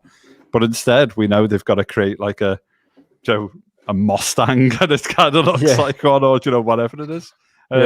Everyone knows what those cars are. There's an Audi A6 in that game and stuff like that, which was like, instead of having the 4 rings, it had like heart semicircles and stuff. So everyone knows what they're doing. But they are creative also. A lot of people, that's insane. And how they then implement into such games to make it actually sometimes even better, I think it's something really special. Yeah, I agree. Obviously slightly different for a mod, but it's just reminded me. So I don't know, has anyone seen like, I think it was the IBM stuff where they were doing like machine learning to take GTA 5 and then make it look like real life? That just was absolutely insane. You turned it into like, they just said, no, we'd like use machine learning. And it looked, at first, when I seen the side-by-sides, I was like, so somebody just driving with a GoPro on and to make it look like they're in GTA, but it wasn't. It was the game. I was like, what? But like part of me was thinking, was it Intel? Was it? Is that what Archie did? I think it was Intel, wasn't it, or something? But for me, you look at that and say, well, they were identifying kind of like low poly stuff, low detail stuff. They were then like running it through this like city mapper, or I can't remember. There was like I think it was a piece of German software which takes photos of like cities, a bit like a Google Maps thing, but it's taking like high resolution photos. And then the like machine learning was kind of knew when to like swap and what to do with color and things like that. And I was speaking to Martin, one of the guys who works with me, and we were saying it won't be long before technology like that. It's almost like a developer could block out a world in kind of like a lower fidelity, and you could use something like that technology, which then puts like real world textures on and stuff. So if you give the impression of like a tree should be there in kind of a lower fidelity, untextured, and that should be a building, and that should be this, and that should be that, and then you've got machine learning kind of texturizing that stuff up. I think what the games could look like just through some of this, some of this artificial intelligence that we're going to be getting and things like that, which it's just instantly, as you mentioned, kind of leads us onto another topic, doesn't it? the ultra realism stuff that they put into GTA was just absolutely insane. It just makes you, like you say, that doesn't damage the developer. What it does is just go, the developer just goes, brilliant, okay, just makes our game look unbelievably pretty. Thank you very much. Like it's far less work for us, and it's a mod we can install if your computer can handle it. Because as far as I remember, I tried to. I mean, this was a while ago, but I tried to put that mod on myself, and it almost killed the computer. It was just that it required that much memory to run. It was something like a minimum. I think it was a minimum of 16 gig of DDR4 at the time just to get the thing running in the first place, which a lot of laptops don't come with standard, let alone computers. I mean. Obviously 16 gigs normally the top end, 9 gigs usually the top end for most games, but I know people who've picked apart like mods and stuff to just understand how like some people have done it and things like that, like developers. So it creates a bit of a complete circle. They are talented, and lots of modders, as Archie and other people have said, have got like jobs because of their modern skill set. Yeah, completely agree. Before we go into the next topic, however, we will very quickly cover this. Hey! Xbox and Bethesda Game Showcase. We can use that to segue into the next topic. Yes, we can. So what can we see from the picture, guys? What does it tell us? The Starfield is definitely there. Yes. As you can see. Bottom Starfield. left, bottom left. Nice. Halo? What is it? It's definitely got Halo, possibly. And what's with the skeleton on his head, on his helmet? That's ODST, That's ODST, yeah. Reach. So, Reach. Thank you for the correction. Reach. ODST is the humans, the ground yes. But why is it there? Exactly. Why is it there? You tell us. Yeah, that's what I want to know, guys. It's kind of crazy, right? There was a 2002, wasn't it? So I presume that's Xbox talking about like the 20th anniversary 20-year stuff. Yeah, so but obviously, what we'll but they do could is do that outside of E3. They don't have to do the 20th anniversary. I think they'll do a little kind of trailer on the intro because it's the 20th year. They'll do like a little, this is where we've come from and this is where we are today type of thing at the beginning. Yeah. But in the article that follows this, of course, you can get the assets like that wallpaper that you've just seen there on that article. Today, we are thrilled to announce the Xbox and Bethesda Games Showcase will stream on Sunday, June 13th at 10 a.m. Pacific time. The show will be focused on games from Xbox Game Studios, Bethesda, and many game creators from our partners around the world. You've told us how excited you are about welcoming Bethesda into the Xbox family, so we know you're going to want a front row seat to the Xbox and Bethesda Game Showcase, a 90-minute show packed with everything you want to know about epic gaming lineup coming out of this partnership and the incredible games coming to Xbox this holiday, upcoming releases on Xbox Game Pass, and more. You'll be able to watch this stream on a variety of ways, such as Twitch, YouTube, Twitter, and Facebook. And Mixer. We will be able. We miss being able to see our fans and celebrate in person. So we'll be hosting a digital fan fest this year. Sign up as an Xbox fan fest at xbox.com/fanfest to learn more. Mark your calendars for June 13th at 10 a.m. So that's very intriguing indeed, and it does, like you mentioned, Archie, go very well into our next topic. So do you want to kick us off? Of course. I mean, with this announcement now breaking here live, and PlayStation having tomorrow their next State of Play, where they have already announced that they will show like 40 minutes of gameplay for Horizon Forbidden West. The thing or the question really is, can Xbox learn something from the way how Sony presents their games with a lot of gameplay, and usually there's a narrator, someone from the studio, developer, or typically the studio head or someone narrating a little bit what we see, explaining what is happening, but showing the games off with gameplay. And usually we get also at least a release window, if not a specific date, like the God of War teaser last year, where we got at least a 2021 target. Well, still don't think that's going to happen this year, but anyway, at least we got a target. So the question is here, can Xbox learn something? Dutch, I want to shoot that directly to you. I think Xbox will very much have learned from previous mistakes with regards specifically showing gameplay footage. I think at this point, we've spoke about it and we've talked about it for many, many different variety of shows that they've had over over the last year, if not 2 years, about the lack of gameplay footage, specifically on the Xbox Series X for upcoming games. But I also think they can probably take notes from PlayStation as well with the way that they do things. On the run-up to launch of a new game, doing these state-of-play deep dives into the game, which is 14 minutes of gameplay footage, specifically highlighting that particular game to fans to be able to go into it and talk to the developers and see what the game's all about. I think that's a very ingenious way of doing it.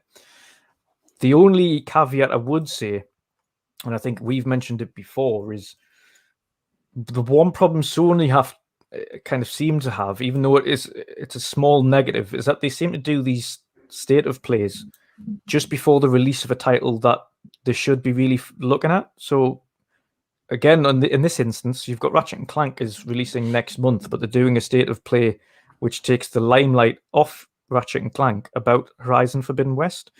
And likewise was the same, I'm sure it was the same with Returnal. Before that, they did just before Returnal, they did a deep dive of Ratchet and Clank. It was a bit of a weird timing thing. But the same with The Last of Us 2 last year, like a week or two before launch, deep dive. Yeah, but on the other side, during their game showcase last year, the 2 they had, they have already shown gameplay, not just for the games close to launch. Yeah, we've seen gameplay for Gran Turismo. We have seen gameplay for Ratchet and Clank already last year, about now 1 year in advance. To launch. So what do you think about that? They need to start showing. They do really need to start. And I think if they don't do it this year, then it is a case of are you actually, like, we can see you listening to fans on the vast majority of subjects now. There's so much that we've managed to get changed over the last 12 months. Talking free to play as one of the main ones. If that wasn't for the fact that fans had really kicked off about it, then it would have just stayed the way it was. Xbox Live Gold price hike, like that absolute outrage, and immediately it was changed, and then we got the free to play on the back of it. And there's so much. I mean, I'm still lobbying for the fact that they need to get rid of gold free to play games, because the list of gold games now is just worse and worse by the month. So if we all get behind that, hopefully they'll do something about it. I hope they cancel it. Yeah, just get rid of gold. Get rid of It's gold. weird, isn't it? Because we get so much like quality on. We get so much quality through Game Pass. Game Pass. It's like why do we still have like this little bunch of like gold games? And I know you kind of like download them, you can own them, but you know they just sit in your digital catalog and you never kind of play the things. So exactly, and it's unlike on PS Plus, where you can. That's one feature I would like to see on Xbox actually, is the ability to add to library without having to download it. That would be awesome. Yeah, it's brilliant. Just add it. There we go. Boop. Add your library. Don't have to download it or waste space. But if I ever want to install it, it's there. Terrific. Yeah. Good stuff. Like that's all I need. Little button. Boop. Add to library. There we go. It's in my account. It's registered as being on my account, so it's mine. That's all I need. But back to Archie's point though. Yes, 100%. Xbox indeed, in this conference and every other future conference, they need to show more gameplay, both at each E3 event. And granted, there's going to be a few things where they're showing stuff that's way in the distance, where they just want to announce it so people know it's in the works, such as your not particularly your Avowed, but things like your Perfect Darks, which is obviously, we know the studios, it's still in its infancy in terms of production, etc. So we can expect that one to be a little bit further out. But Fable, again, Elder Scrolls 6, when that was announced, we knew that was miles out. But when that was announced by Bethesda, again, that was just a case of, we know you've been asking about it, so here's a little trailer to say that it's being made. But bear in mind that is miles away. It's like, it's not anytime soon. So there's going to be instances where we get those, and that's fine. If we know that it's just a case of, there you go, look, see, told you it's being made. Now, I mean, it's important to know that there is something in the pipeline coming down the line in 3-4 years, yeah? But games that are like a year out, 2 years out, you need to start seeing footage at least the year before. Yeah, I completely agree. Something, but again, this is where Microsoft, and when they do show footage, and this is the problem with Microsoft as well, and this is probably why Halo, if Halo had showed a little bit of footage the previous year, they might have got the feedback they needed much sooner than when it was only a few months away from release, like it was this time, where they showed the footage at E3. I don't think we should take Halo always as the example of how Microsoft has shown gameplay, because no. It's I think that was just a mess at 343. There was something fundamentally wrong within the studio, because after 5 years a game shouldn't look like that. Yeah, I'm talking more in a bad way, specifically because they showed that gameplay too late. I think, again, to your point, PlayStation show gameplay a year in advance. If Halo at that point, for instance, had been given the feedback which it rightly received from fans that it did 6 months prior to launch, a year beforehand, it wouldn't have got anywhere near the kickback as it was, because they would have known what they needed to iron out, and then it wouldn't have had the release date bolted on. Like, if you notice what Sony do is they'll give a rough game year, and because it hasn't been given a definitive date, if they need to push it back, they can say, yeah, we've just pushed it back to Q1 2022 or something like that. They never actually give a definitive year until the game's ready. They just say, yeah, this is the release window. This is when we're hoping to have it out. If it doesn't come out that year, that's because we haven't give you an actual time frame. We've just said that's when we're aiming for. And usually, I think gamers take the delays pretty well. I really can't think of a bigger outcry when a game was delayed, when people were really upset about it. Gamers they understand how the industry works, and they rather see games delayed because everyone has enough to play anyway, like we talked earlier. And that's why I think these kind of release windows, release targets, as when you show a Fable teaser, then just put in the end coming 2022. And now if you don't make 2022 and you announce in like a year in advance, okay, we have to move it to 2023, or 6 months in advance, we have to move it a year or something like that. I think people understand, gamers understand. What they don't understand is that waiting game that Microsoft is playing. We are waiting for so many things. We're waiting for gameplay. We're waiting for the tools. We are waiting for announce release dates. We are waiting. It's a little bit release. Too much. We don't even have release windows. That's very much to your point. Like, the only one we know, and even then, Halo doesn't have an actual date pinned down yet. We just know it's end of the year. That's the only thing we know, and that's so weird to me, because especially when you kick off a generation, you kind of give that roadmap of your releases to the community, because what you're basically telling them then is, okay, if you invest now in our $500 console, you will get to play this year, not a specific date, but in this year, this and this game, and next year we have this and this in the pipeline. And then in like 2-3 years, you don't have to give release windows out like, we are targeting for 2025 or something like that. We don't need that. But then you can make these announcements like Perfect Dark, like you mentioned in the beginning, just to know there are a few more games coming, but for the next 2 years, give a proper roadmap. And if games get delayed, so be it. That's not the thing where the community is complaining about. They don't. Yeah. I've got to agree on another point there, and to Sony's credit, they mentioned that Horizon was coming, and this is the one. This is why I said about God of War as well, not achieving that 2021 target, was because that was a logo, whereas Horizon was gameplay. So if anything was going to hit 2021, it would have been Horizon because there was footage there to substantiate that. Yeah. And then, of course, we got the news, of course, the other day that we've got a 14-minute gameplay demo of Horizon Forbidden West on Thursday. Mm-hmm. Unfortunately, of course, for the Europeans, that's a ridiculous, like, early morning time of 10 o'clock when everyone's at work. But at least it's a game, like, and that's that. Then they can come out and give a definitive date and say, right, there you go. There's some gameplay footage. Here's the date. It's coming out on this date this year.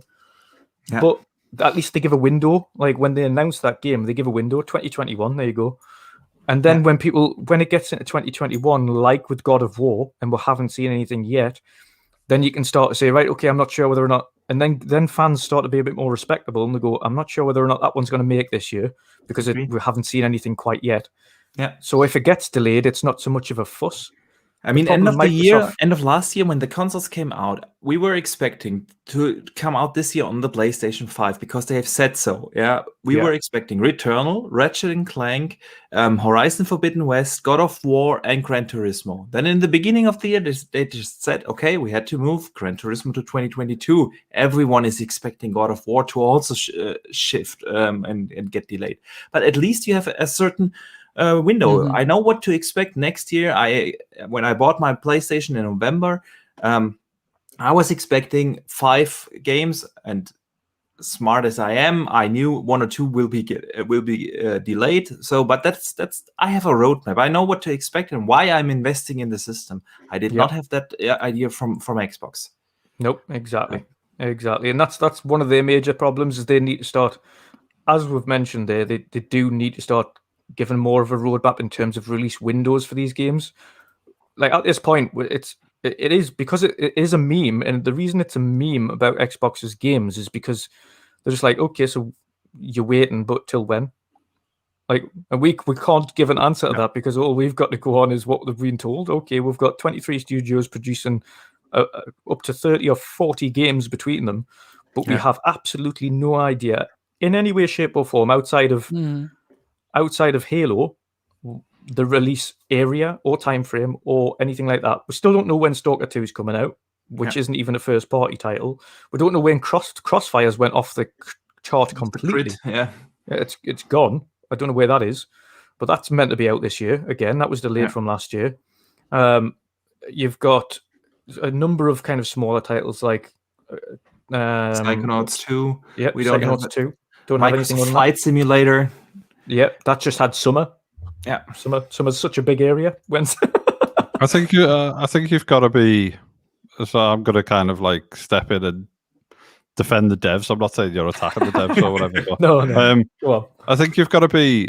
COVID and the pandemic's been such a mad kind of period for everyone, and I think I think some of these. I think Sony and Microsoft Xbox, I think they know when some of these titles are going to turn around, but I think because of like the pandemic and stuff like that, they're probably going with more wide delivery windows because they don't want to put they don't want to put like extra pressure on the devs and things like that. The COVID pandemic is one of these things that's like ever moving. So it's like certainly in the UK, we've vaccinated, faster than other countries, or a huge percentage of the population's being vaccinated, but then the Indian variant comes along and it kind of like throws a spanner in the works. So does the vaccine work for that?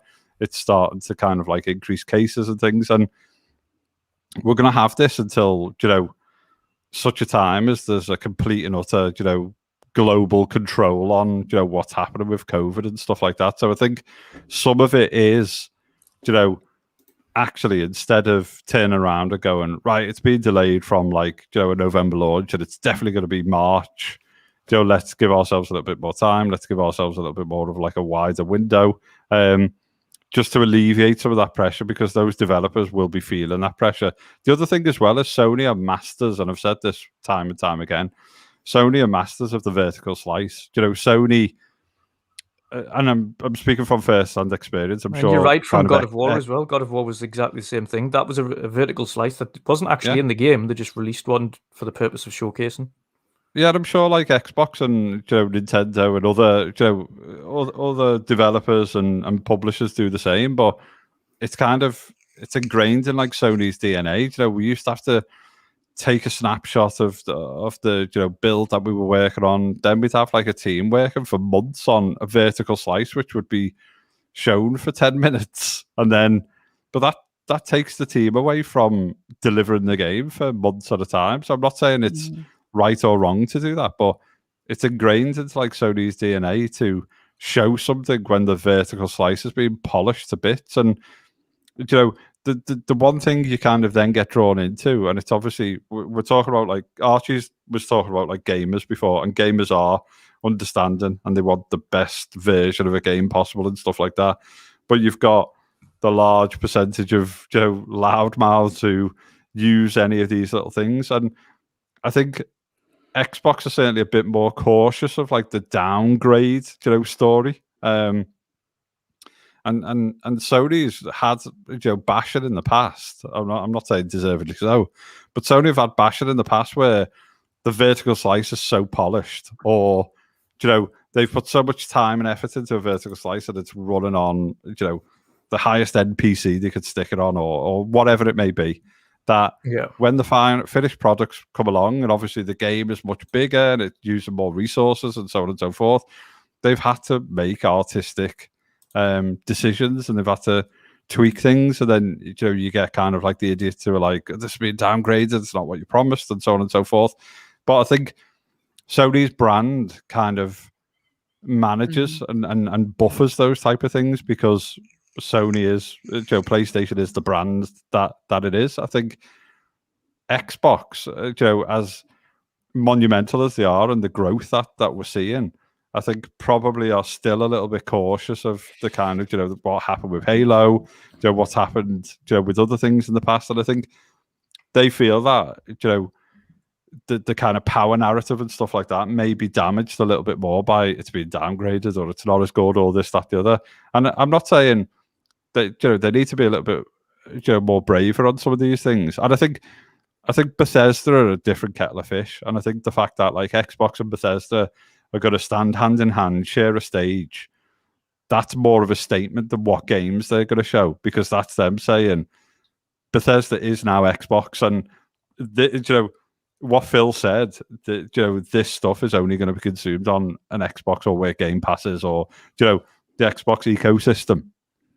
And I think it would have been quite worrying if Bethesda and Xbox would have done a separate thing, and they would have tried to maintain a bit of identity and stuff like that. But I think that's a huge statement, a huge flag in the ground. And I think Bethesda have always been really, really good at showing the fans what they want to see and stuff like that. So I think, and Aaron's good at what he does, but I think Aaron working with those guys and vice versa, I think Xbox will start to learn a bit more of the showmanship and stuff. I'm not saying they don't have good showmanship, but when it comes to the showmanship for the fans, or looking after those people who've supported the brand for a long time, I think they'll learn a lot from Pete and other people at Bethesda. So I think that's the kind of exciting statement. But Sony are incredibly talented at creating an exceptional vertical slice, unless it's a Killzone 2 CG trailer. then it's a lot of hard work for us to try and make the game look like that. And it's oh no. Yeah. But they need to go, I think, full gas. They need to go we full already ham, we already had 3 or 4 years of really shite E3s.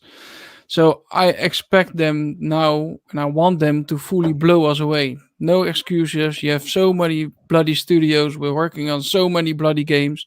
Even if it's in 2022. Oh.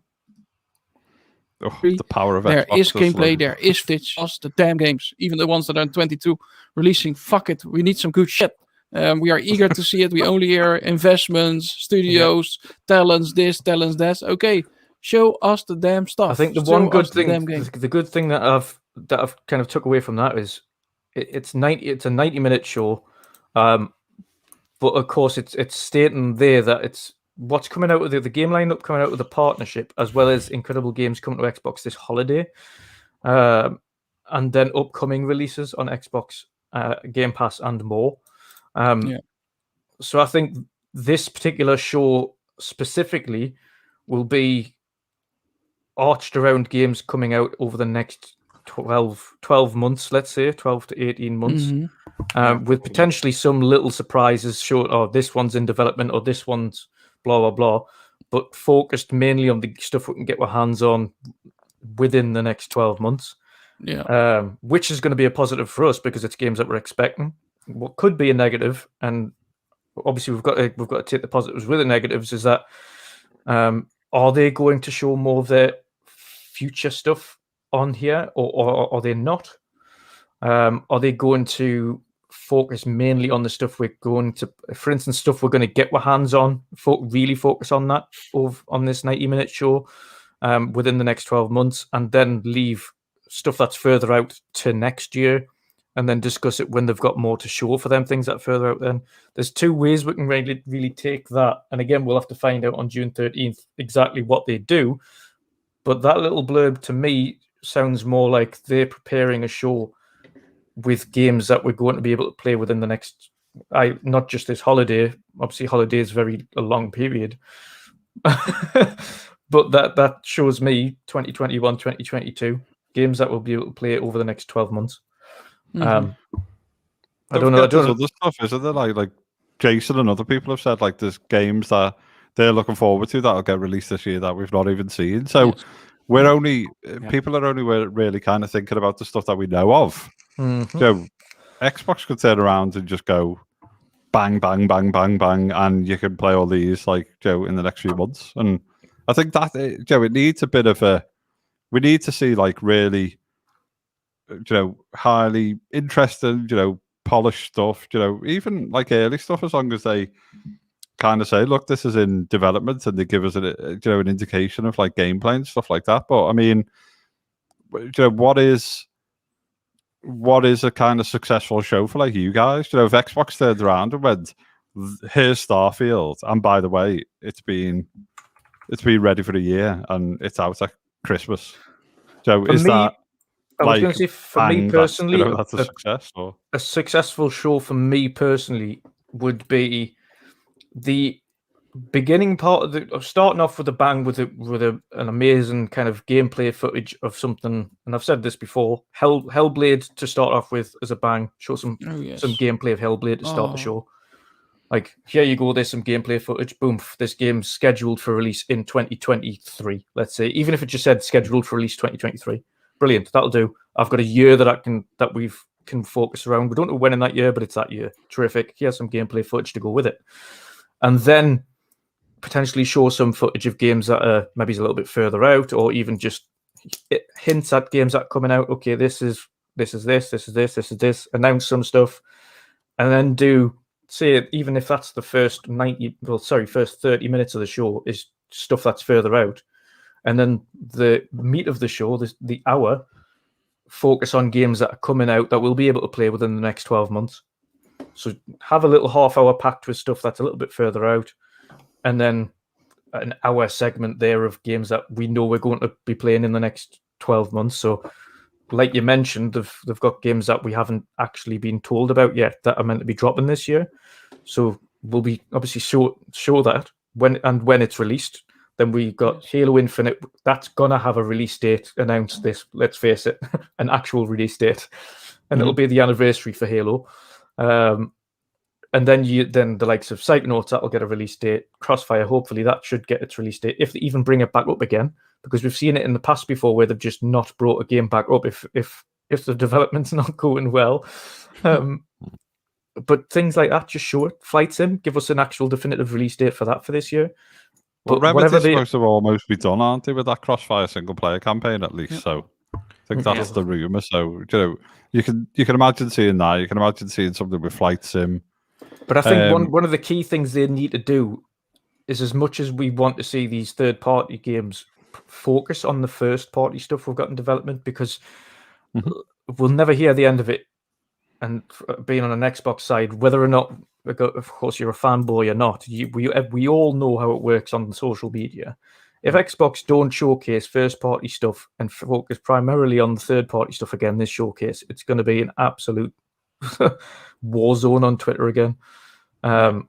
It's just it can't be that way. They need to focus heavily on, and again, thankfully, they've got Bethesda and Xbox doing a back-to-back show, so we're going to see some Starfield. We'll potentially see some, even if we see Elder Scrolls 6 progress. No way. Imagine actually jumping Wolfenstein 3. Yes. But Yes, you made a Wolf video. 3. You made a video about all those games, Archie. Also, like with the development time, not so long ago. That video. Yeah. So there is gameplay there. There are things that can be shown. Even the little daughter from the guy who left the Perfect Dark studio, right? I forget the name now. Has played Perfect Dark, yeah. Yes, was playing Perfect Dark. So Drew, are you on about Drew?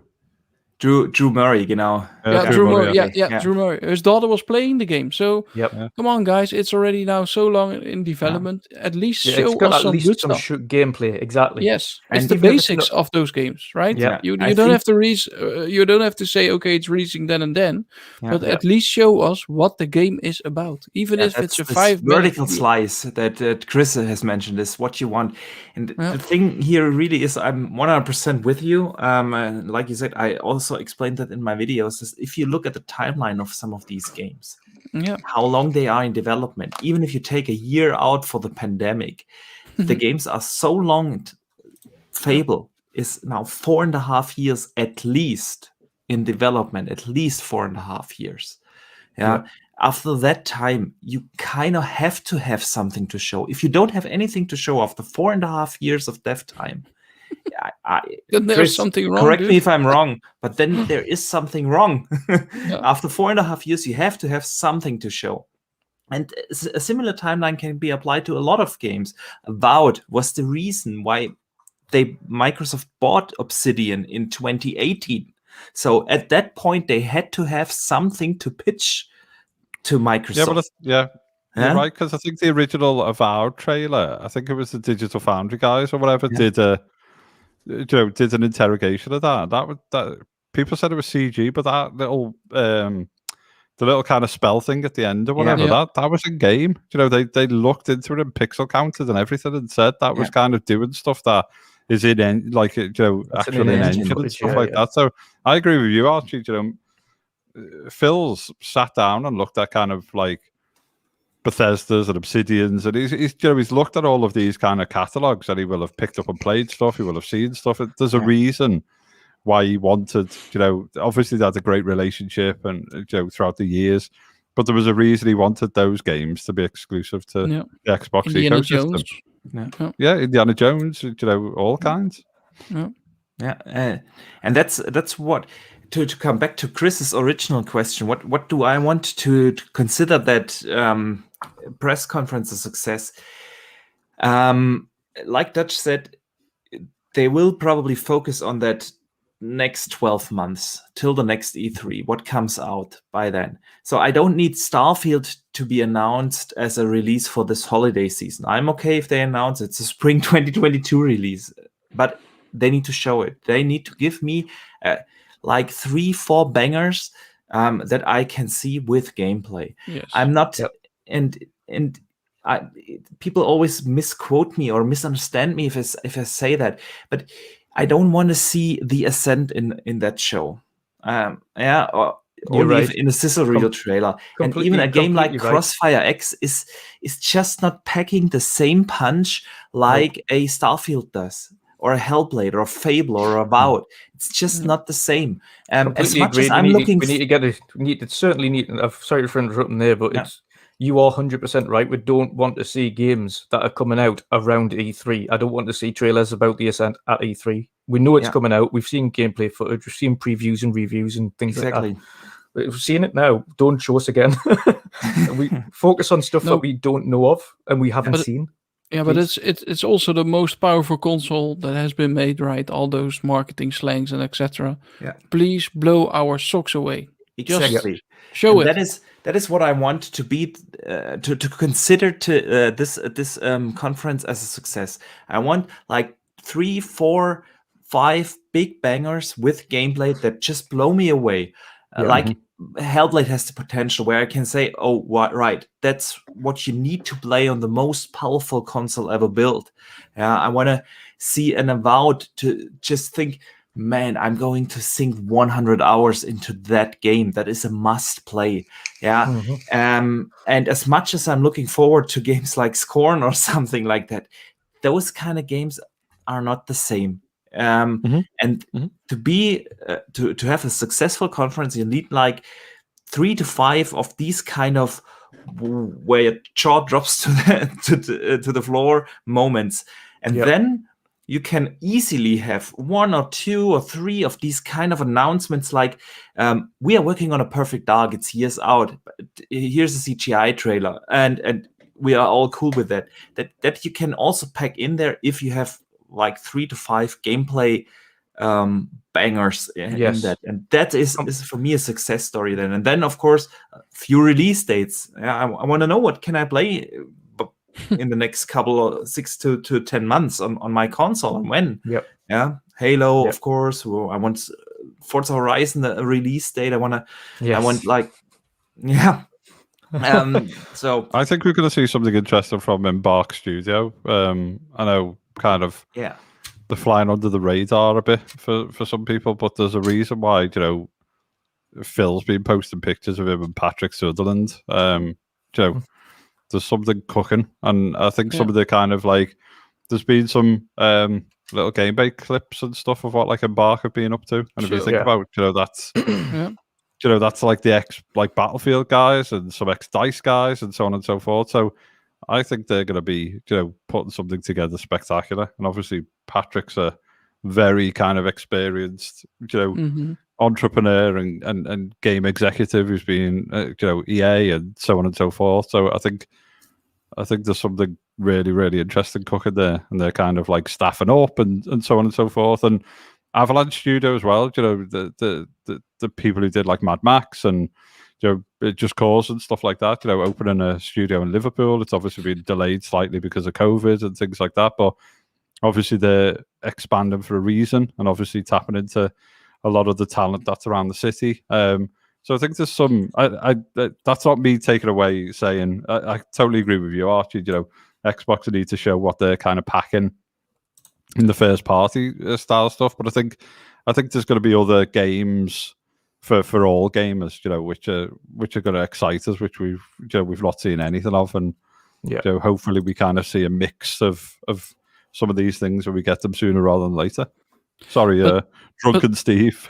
But how cool would it be to kick off the show with Hideo Kojima, right, announcing his Xbox exclusive game? Fuck it, man. If they only do that, then it's already on the social media stuff. It's already a success, right? Because that will give you.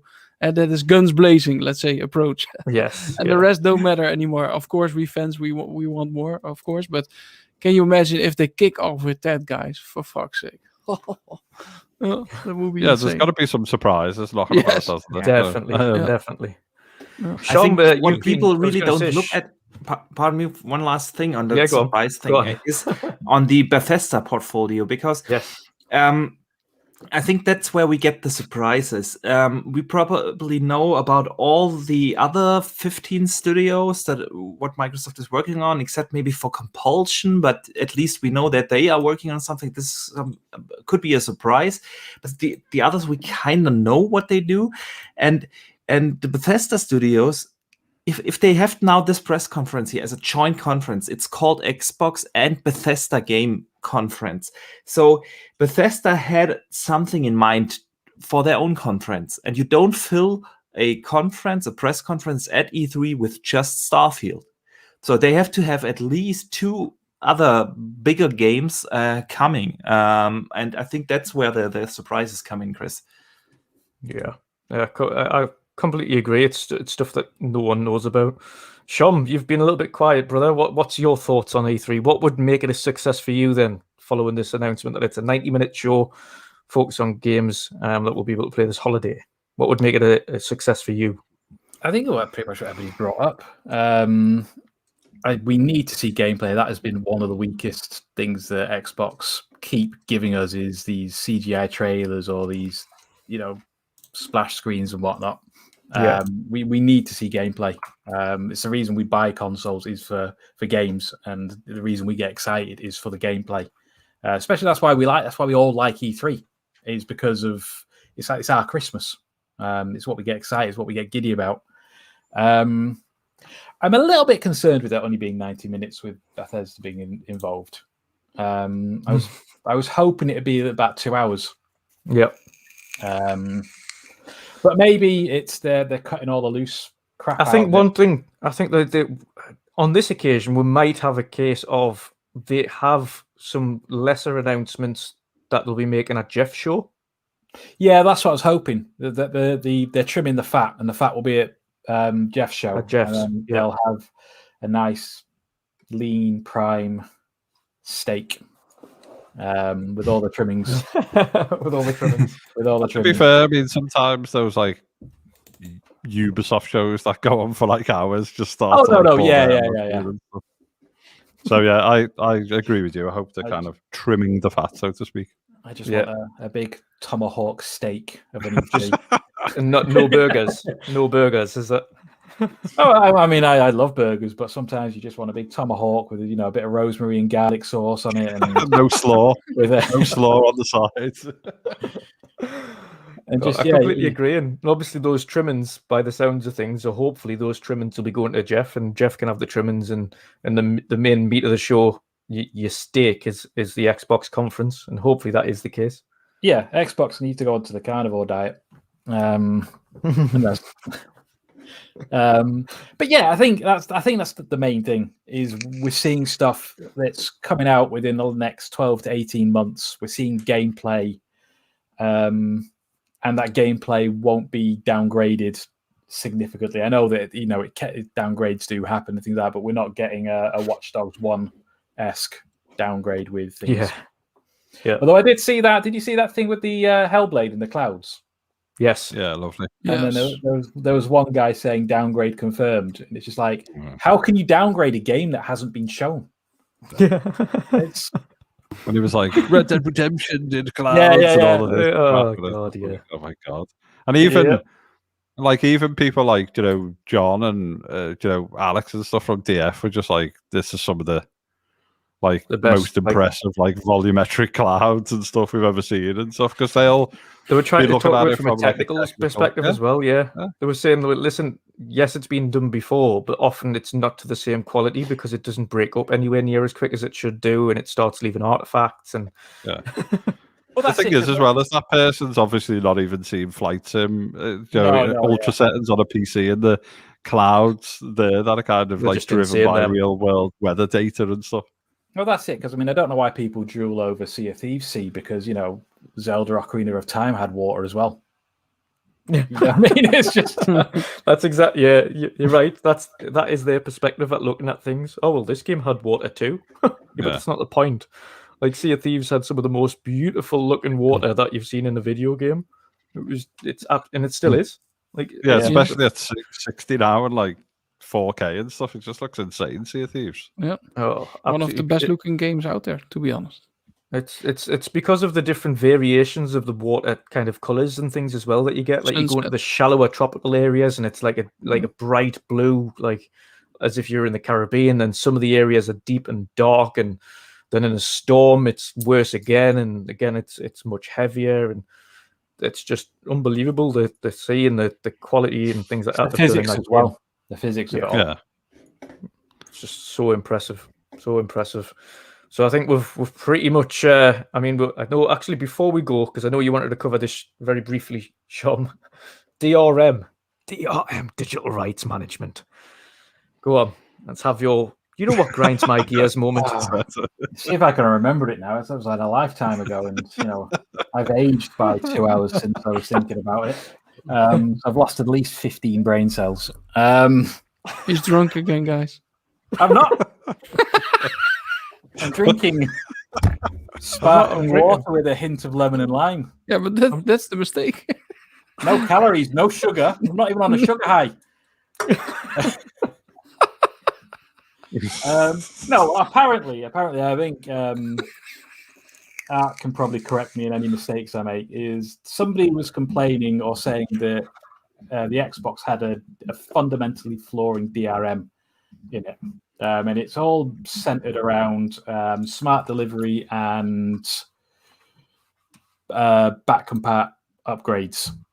And what it basically centers around is that you need to, when you put a disc into your Xbox, it needs to be online in order to register for the next gen upgrades.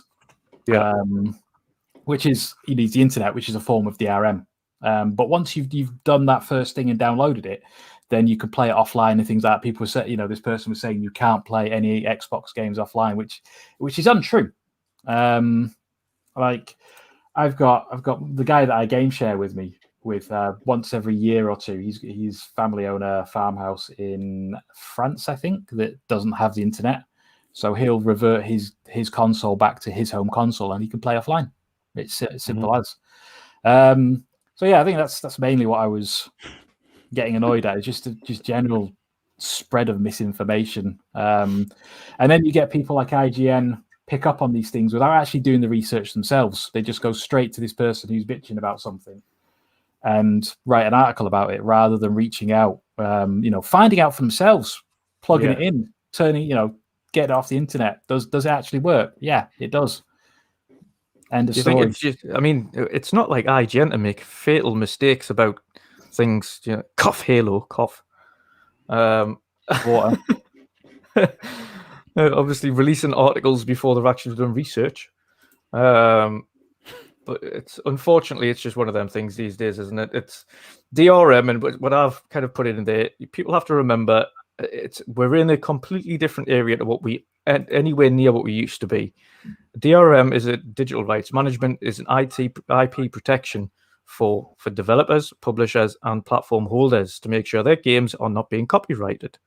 Now, the issues only stem when you've got, and again, people complain about always online, but you need online to be able to access, in this modern world, your day one patch for games to ensure that they're not broken when you come to play them at launch, which is why online is required in the first place. Of course, you never used to have this stuff, but you always used to have major game-breaking bugs in your games, which sometimes were never rectified because there was never a means of rectifying them. You can have a look back at some of the most broken games in history that might have been great, but because of the bugs that they had on launch at consoles, did not nowhere near as good as they could have been had they had the facility to patch the game post-launch or at launch on date, which is when the likes of DRM comes in handy. One of the reasons why QA's changed as well, wasn't it? Where Sony and Xbox used to have quality assurance to make sure that a game passed. It wasn't just like a TRC thing, but it was also to make sure that it didn't have any game breaking bugs, and it kind of it passed, and the end user would experience the game and be able to finish it and stuff like that. And yeah, we've moved. Didn't someone post they bought Biomutant and a physical copy, and when it was installing it copied 300 meg from the disc and 13 gig off the internet. So it was these day one patches or whatever, are there all the time, aren't they? I think. Yeah. I think with this person as well is that it was more looking at the preservation. So in future times. Now I'm not quite sure whether this guy is envisioning a Fallout-esque future. But the way I see the future going is if I have kids and grandkids and their grandkids, they're probably going to be hotspots themselves. They'll be emanating Wi-Fi. They're going to be mobile Wi-Fi hotspots. There'll be some chip that they're inserted when they're born that's just a Wi-Fi hotspot. Yeah. So yeah, it's a kind of a big nothing burger, really, because there's nothing to it. I mean, unless you've got a case if you're working on a submarine or somewhere where there is no internet and you're not going to have it for weeks or months. But you just prep, download the stuff you need to download. Once the initial 300 meg or whatever it is to say that it's registered to the console or whatever, or you download the game that's the smart delivery game to the right console, then you're good to go. Yeah, exactly. It's really a non-issue, but unfortunately, it's been blown out of proportion. And again, it's DRM is a thing that is on every platform, including PC. Rights management is a thing. If you don't own the game, you can't play it. If it's not set to your home console, set it to your home console, then you won't have the issue of DRM popping up. All it does is make sure that game belongs to you. That's it. It's really overblown, but again, it's because they had a very short kind of period where there was a little bit of non-news, and then we got a few more days of news, and then it's been forgotten about again. So hopefully it stays that way. We understand DRM can be an issue sometimes where there's a bug that might cause a problem here or there, but they're very few and far between. On that note, however, we will wrap up today's show. It's been an absolute pleasure podcasting with you guys again, and an awesome chat that's been blown up across the board. And of course, we love to hear both points of views. If people disagree with our opinions, great. That's what we're here for. We don't want you to kind of adhere to our opinions. Everyone should have one. No, we're not forcing you to think what we do. But no, absolutely amazing panel and discussions, as well as chat as well today. Let's start with our outros first and foremost. The right to left again, Shomberlon. If you let people know where they can find you and what you're going to be up to, brother. You can find me on Xbox and Twitter under Shomberlon, and I have no idea what I'm doing. I really don't have a clue what I'm doing in the future. I don't know what I'm doing tomorrow. That's buying a new monitor is what you're doing in the future. Yes. Yeah, buying that Samsung G5 and figuring out how to get audio. Yeah, nice. Something like that. Yeah, I need to edit my monitor. I can't have my wife is stealing my TV. Yeah, that's no good. I should make her buy me one, really, shouldn't I? She's stealing my TV. Oh dear me. But yes, so find you everywhere at Shomberlon. Not Shomberlon. Well, we're not into that stage anymore. Shomberlon. And next up, Archimedes, brother, thank you again very much for joining us for these very varied discussions on different aspects of gaming world. Let people know where they can find you and what you've got coming up, if you've got any more awesome videos in the works. Yeah, first of all, thanks for having me. It's always a pleasure and a highlight of my week to be on this show with this amazing panel. I just love chatting with you, laughing with you, talking games. It's just amazing to be here, and the chat is also on fire every week. So yeah, I really appreciate being here, a part of this. Yeah, people can find me basically everywhere at Boxenberger. On Twitter, Xbox, PlayStation, and of course here on YouTube. Yeah, I have a video in the making. I'm not sure if I will be able to upload it tomorrow. Depends on a couple of work things, of course, and everything. But I'm already hard at work on a new video, a little bit tech focused, let's say it. So yeah, definitely. Hopefully you will enjoy it. Yeah, and I'll be back next week here. Awesome stuff. Yes, thankfully we know what it's about, but it's going to be an awesome video. So definitely tune in to Boxenberger's channel. Obviously, if you're not already, I don't know why you're not. If you're not already, because he produces some amazing high quality content there, with a lot of good detail and some great knowledge. So definitely, if you haven't already, go over to Boxenberger's YouTube channel and click subscribe and tune in. Make sure you hit that button so you're notified for when he does release new videos. Yeah, thank you. No problem. Next up, CJ Grannell, our resident ex-Sony developer extraordinaire turned ex-bot. How you doing? You let people know where you can find you. I'll get death threats again. Yeah. Hide. Hide. Yeah, I'll run away. I'll everywhere. Hard Times UK on Twitter. CJ Grannell. I shall be playing more Biomutant, but I didn't really get to sleep until like 3 in the morning last night, so I'll probably just be collapsing after this.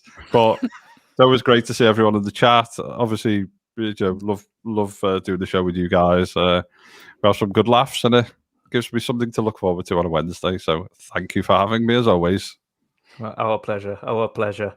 And last but not least, Forza Erwin 84, otherwise known now as Racing From Home. If you let people know where they can find you, brother, and what you're going to be up to. Yes, let's start with the YouTube channel Racing From Home, uploading several videos in the last couple weeks, going from 14 subs to 61 in 2 weeks' time. So that's for me a mega achievement. I'm hoping to tick the box of 100 in the next couple weeks, maybe months. Let's see. But I'm trying to upload 1 or 2 videos a week. So tune in if you like racing. And sim racing stuff related and Fanatec equipment. So please subscribe and like the videos. People can find me on Twitter as well on Forza Erwin. Every day I'm always looking to the gaming news, watching the fanboys reacting to each other is always big fun. And what is it? Yeah, Instagram I don't do so much, and PlayStation it doesn't matter. And my gamer tag is Forza Erwin, so please add me if you want to play some racing or the Division with Chris and me. Or is it 2-player co-op, Chris? Yeah, it's 4, wasn't it? Or 3 or 4 in Division. Yeah, I think it's more than 2. Yeah, 4. It doesn't matter. We'll play co-op anyway. Okay. It. It's 4. Yeah. Yeah, good. Yeah, no, we should really do that. And thanks a 100%. lot, the guys on the panel. Really thought it was really fun and informative this week again. So great seeing you guys as always. And thanks everybody in the chat. Was good to see you.